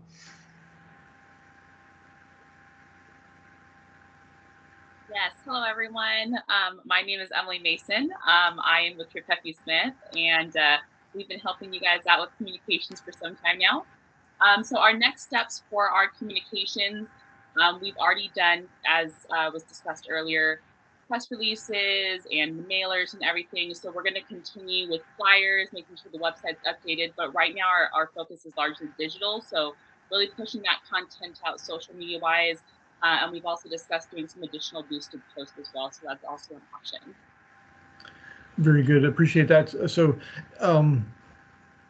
at the risk of introducing a concept that's not appropriate, and tell me if it is otherwise, realizing that the public input has been continuous through here, would a poll of the 4 maps of the community be something that would be beneficial or detrimental in what you've seen in other locations in advance of the public hearing on the 28th, realizing that that is the time for people really to provide their comment and their input on the maps. So thoughts? I can say, at least from my experience, anytime that you guys are willing for us to get a little, have a little bit of fun on social media and maybe utilize some of the social media polling features. Again, it's obviously not formal, data collection by any means, but it's all, it's very helpful and can kind of give you guys a good indication of where people's minds are at. And it could also help draw attention as well. So if council would like us and enable us to take that action through our social media outreach, we would be happy to do that. Mayor, if I can just add to that as well, from the staff perspective, I think asking for input and comments on the different options is certainly a valid proposition. I think that would help drive additional engagement, which with a very substantial engagement effort so far. I mean, we've gone above and beyond. My only caution with a poll is that it may produce information that the council could feel may lock you into a certain result, when at the end of the day, this is a council decision that is being brought forward with a fair amount of engagement and input throughout the way. So I think the input is valuable. Whether you wanted to create an actual poll for that could be a different discussion around what you would do with the information once you had that in place as a governing body. Very good point. Very good perspective. I think from my perspective, and I'll turn to my colleagues to kind of see if they've got the same thoughts, is that public input, obviously, yes, probably not to the definitive level of an actual poll of that. I think that's a very good, a very valid concern that could be there. So let me turn to my colleagues and see if there's any comments with respect to the additional outreach without the specifics of a poll. Councilmember Miller. Thank you, Mayor. I think anytime we're able to engage the public, it's a positive thing, and I think we should try and attempt that. Okay. So not seeing anyone else unmute themselves, I will take that as consensus. Oh, I do see Mayor Pro Tem Bright did unmute herself. I was just going to agree wholeheartedly. The more input, the better. I think, though, too, that first degree without going any further to a poll type of situation. Thank you. Okay. Very good. Looks like we've got consensus on that. So thank you for that input, and thank you, Ms. Mason, for providing that input and comments. And unless there's anything else, we'll consider our work on our third public hearing for district-based city council elections complete for tonight. Okay. Thank you very much, everyone. So that takes us to our regular business items, of which we have, and Dr. Phillips, thank you for your work this evening. We will look forward to hearing you again on February the 28th. Sounds good, and I'll see you then. Very good. Very good. So we don't have any regular business items tonight. So I will go ahead and bring it back for public comment one last time and turn to our city clerk and see if there's any members of the public that want to speak at tonight's meeting. No, we have no one on the line. Then I will go ahead and close public comment. Thank you very much for that. That takes us to our City Council committee reports. Let me turn to Councilmember Miller for her reports first, please. Thank you. Nothing to report from me. Very good. Next, I'll go to Councilmember Roberts. I have, excuse me, I have a RAC meeting, Water Conservation District update. Everything is pretty much going steady. We received a presentation from staff pertaining to the master water report update. They gave us some information on that. There was always ongoing updates on the rain and reservoir reports, the California Drought Monitor summary, and groundwater basin management efforts. Let's see. Okay. We have our next regular meeting on February the 2nd. And if you want to know the details of anything, you can always go to www.slowcounty.california.gov/RAC, WRAC. You can look that up and get some information about our water and our resources and how we manage them, how they manage them. Thank you. Very good. Appreciate that. Next, I'll turn to Councilmember Rushing. Thank you, Mr. Mayor. Following up from Councilmember Roberts as well, I had the honor of attending my first Zone 3 meeting this past week. So like drinking from a fire hose, literally, trying to figure out what was going on there. But long and short of our relatively short meeting was that while we did receive a fair amount of rain, as everybody knows, at the end of December, it was not nearly enough to get us out of the predicament that we're in, and that at the end of the day, conservation and everything that Grover Beach is doing to make sure that our water infrastructure is in place for the future is incredibly important. So thank you very much. Very good. Next, I'll turn to Mayor Pro Tem Bright. Thank you. Well, I only had one meeting, and that was, I guess, my last Integrated Waste Management Authority meeting. I'm not positive, but I think that's how that will go. I did introduce Councilmember Robert as our next council representative, and so they're very anxious to meet him. So the highlights of this meeting were basically there was a fee analysis that had been requested by the cities regarding the financial health of the organization, particularly with the county pulling out. So the highlights of that is the solid waste management fee is estimated to go to 5.24%, which is up from the current 4.5%. So there definitely will be an increase necessary. I believe that the report estimated that 6% revenue decrease will occur as a result of the county withdrawing. So it's not as large as everybody had thought initially, but it's still significant when we're talking $1.2 million just to fund SB 1383. The revised fees will be effective as of July 1st, 22. And it was a unanimous vote to appoint Pavro Ogren as the interim executive director until we can put out all the search requirements and so on for a permanent one. And that was about it. So thank you very much. I enjoyed very much being the representative for our council, and I wish Council Member Robert all the best. It's a good group of people. So thank you. Very good. Thank you for that report. One quick question, if you don't mind, is will that rate structure need to come to us as a city council for adoption? Or is that associated with more of the tipping fees?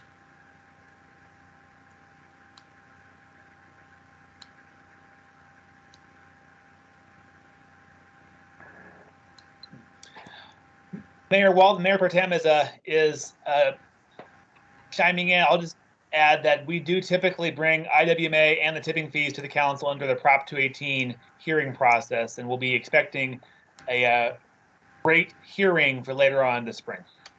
Okay, very good. That's kind of what I thought. I just wanted to confirm that. So, okay, very good. Was there anything else to add there, Mayor Pro Tem Bright?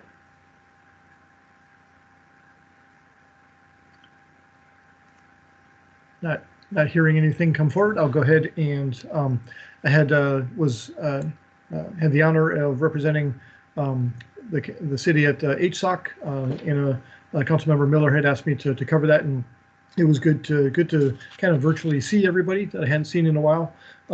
There was an update on the outbreak of COVID positivity, for lack of a better term, at both the Echo Shelter in Atascadero and the Prado Day Center in San Luis, and so both of those facilities were closed to entry for new folks for a short time, and they're working towards getting those to a situation where they can work with their caseworkers and their clients once again. So there was also 2 letters of support for continuum of care applications that were advanced and were supported by the HSOC, and so those grants are anticipated to be submitted in short order. And then there is an upcoming point of contact, or excuse me, point in time count that is going to be happening later this month. And then the only other item was that the leadership chairs were voted in, and probably to Councilmember Miller's happiness, I did not specifically appoint her for one of the leadership seats. So, but Councilmember Funk from Atascadero remains the chair. Councilmember Barnich from Arroyo Grande remains the vice chair there. So that concludes the Homeless Services Oversight Council Committee. And then I did have a 5 Cities Fire Authority where there was just a brief couple of cleanup items associated with a personnel item. And then the South San Luis County Sanitation District, we had an update on the redundancy project, which, if you can imagine, is already 300 plus or minus days, 350 plus or minus days into a 900-day construction schedule. So it has been let to contract for almost a year already, and so they're making some good progress out there. You can go to the website and see some progress videos that are on the site. So with that concludes my council committee reports, and I'll turn to council communications with the caveat that I reminded folks last time that I did get reappointed to one of the policy committee meetings, and now they've set those meetings for February. So hopefully at the next meeting I can actually let you know what happens at one of those. But that'll turn to council communications, and I'll turn to Councilmember Robert for anything that he wants to share first. Nothing to report, Mayor. Thank you. Very good. Councilmember Miller. Same with me, nothing to report. Thank you. Very good. Councilmember Rushing. Nothing tonight, sir. Thank you. And Mayor Pro Tem Bright. Thank you. Sorry, I lost my connection, but well, there was one email that I'm not sure that we all received, but it was regarding street lights and corner ramps. And I believe though those questions have been answered. So now did you, Mayor, want to continue the question that you had regarding IWMA, or did you get an answer? So I did get an answer from City Manager Brunson, so that the Prop 218 hearing would be coming forth prior to taking effect. So unless there's other information that you need to share on that, that worked for me. Nope, that was it. All right, thank you very much. Certainly, very good. And then my only council communication this evening is hearing an uptick of concern from the community with regards to homeless issues and homeless services, and realizing that unfortunately this does come in a cyclical pattern, and right about this time of year we do generally see an uptick in some activity based upon weather, based upon proximity to encampments being either transitioned due to stormwater work or whatnot. So, but I just want to kind of relay the fact that city staff is aware of all of these and continues to work on issues from a city level. But obviously, as we all know, and as a very smart man once told me, we are dealing with a societal problem locally. And so we're not going to be ones to be able to solve this on our own. But I think we as Grover Beach have been very active and very proactive in trying to come up with compassionate and very understanding care and initiatives and items that we can do as a city to make sure that those that are less fortunate are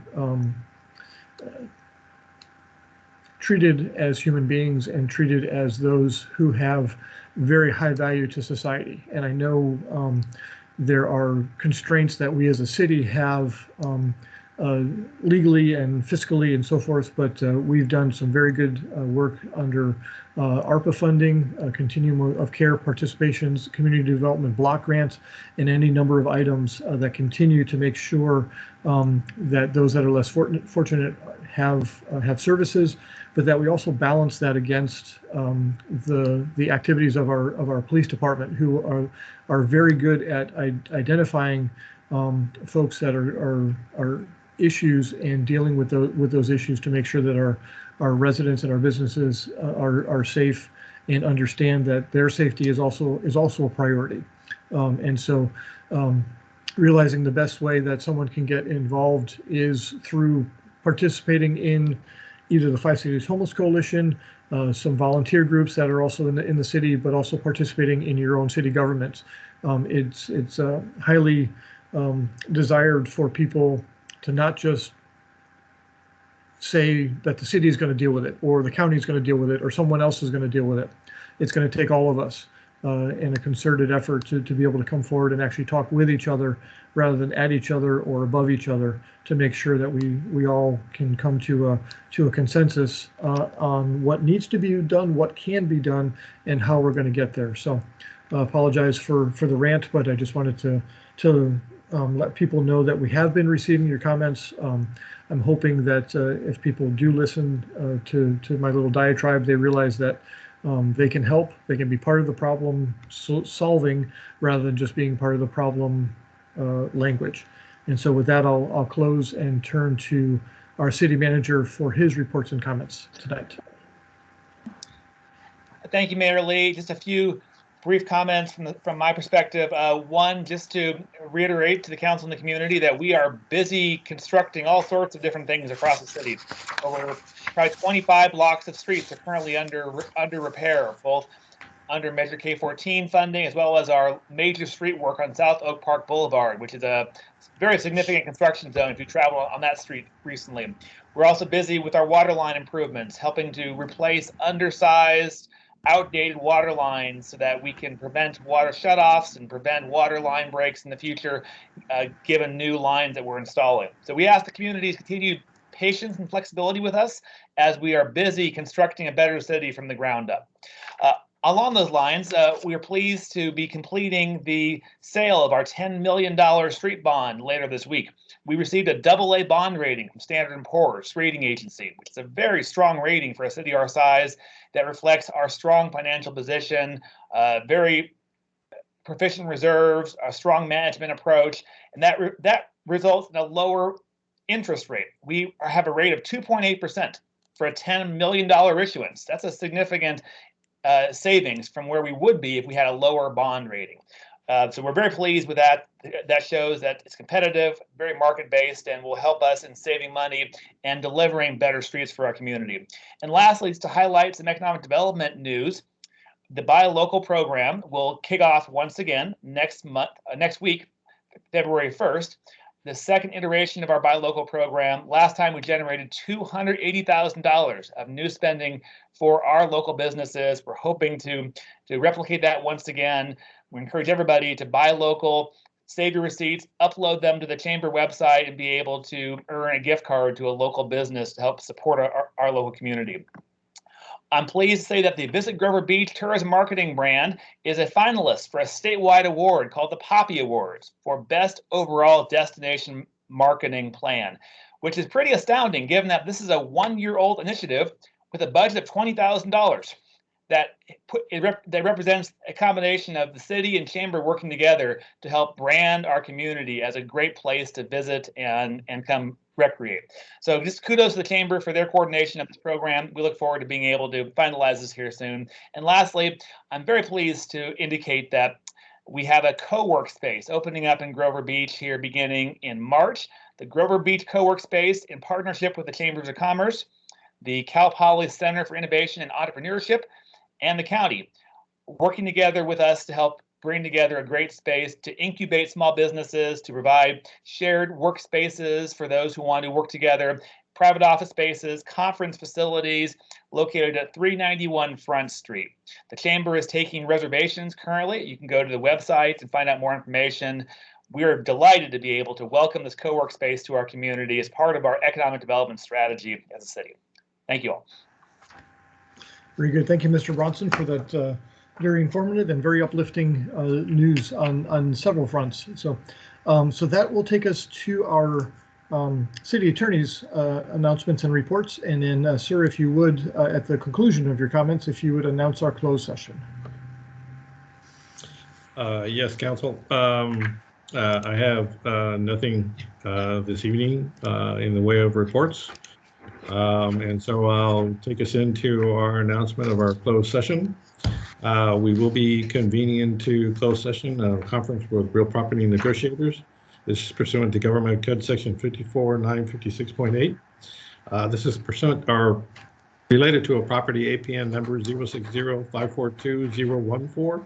Agency negotiators of city negotiators will be the city manager, Matt Bronson, Community Development Director, Bruce Buckingham, and negotiating parties at this time are unknown. And the instruction, or basically the instruction we're looking for is from council is to give the negotiators direction related to the price and the terms of payment related to this proposed property. Very good. I appreciate that announcement. And let me turn to our city clerk just briefly to see if anyone has called in for public comments under the closed session items. Hopefully they've called in at 805-321-6639. I'll turn it to our city clerk. No, we have no one on the line. Very good. I will go ahead and close public comment on the closed session closed session this evening. And let me check with our city attorney and say, do we need to adjourn after that, or can we adjourn subject to a report out from closed session? Probably should come out from closed session, give a report out, and then adjourn. Okay, very good. Then we will recess to closed session. I will let those folks who are not involved in that to leave the line, and then we'll come into closed session. Thank you, everyone.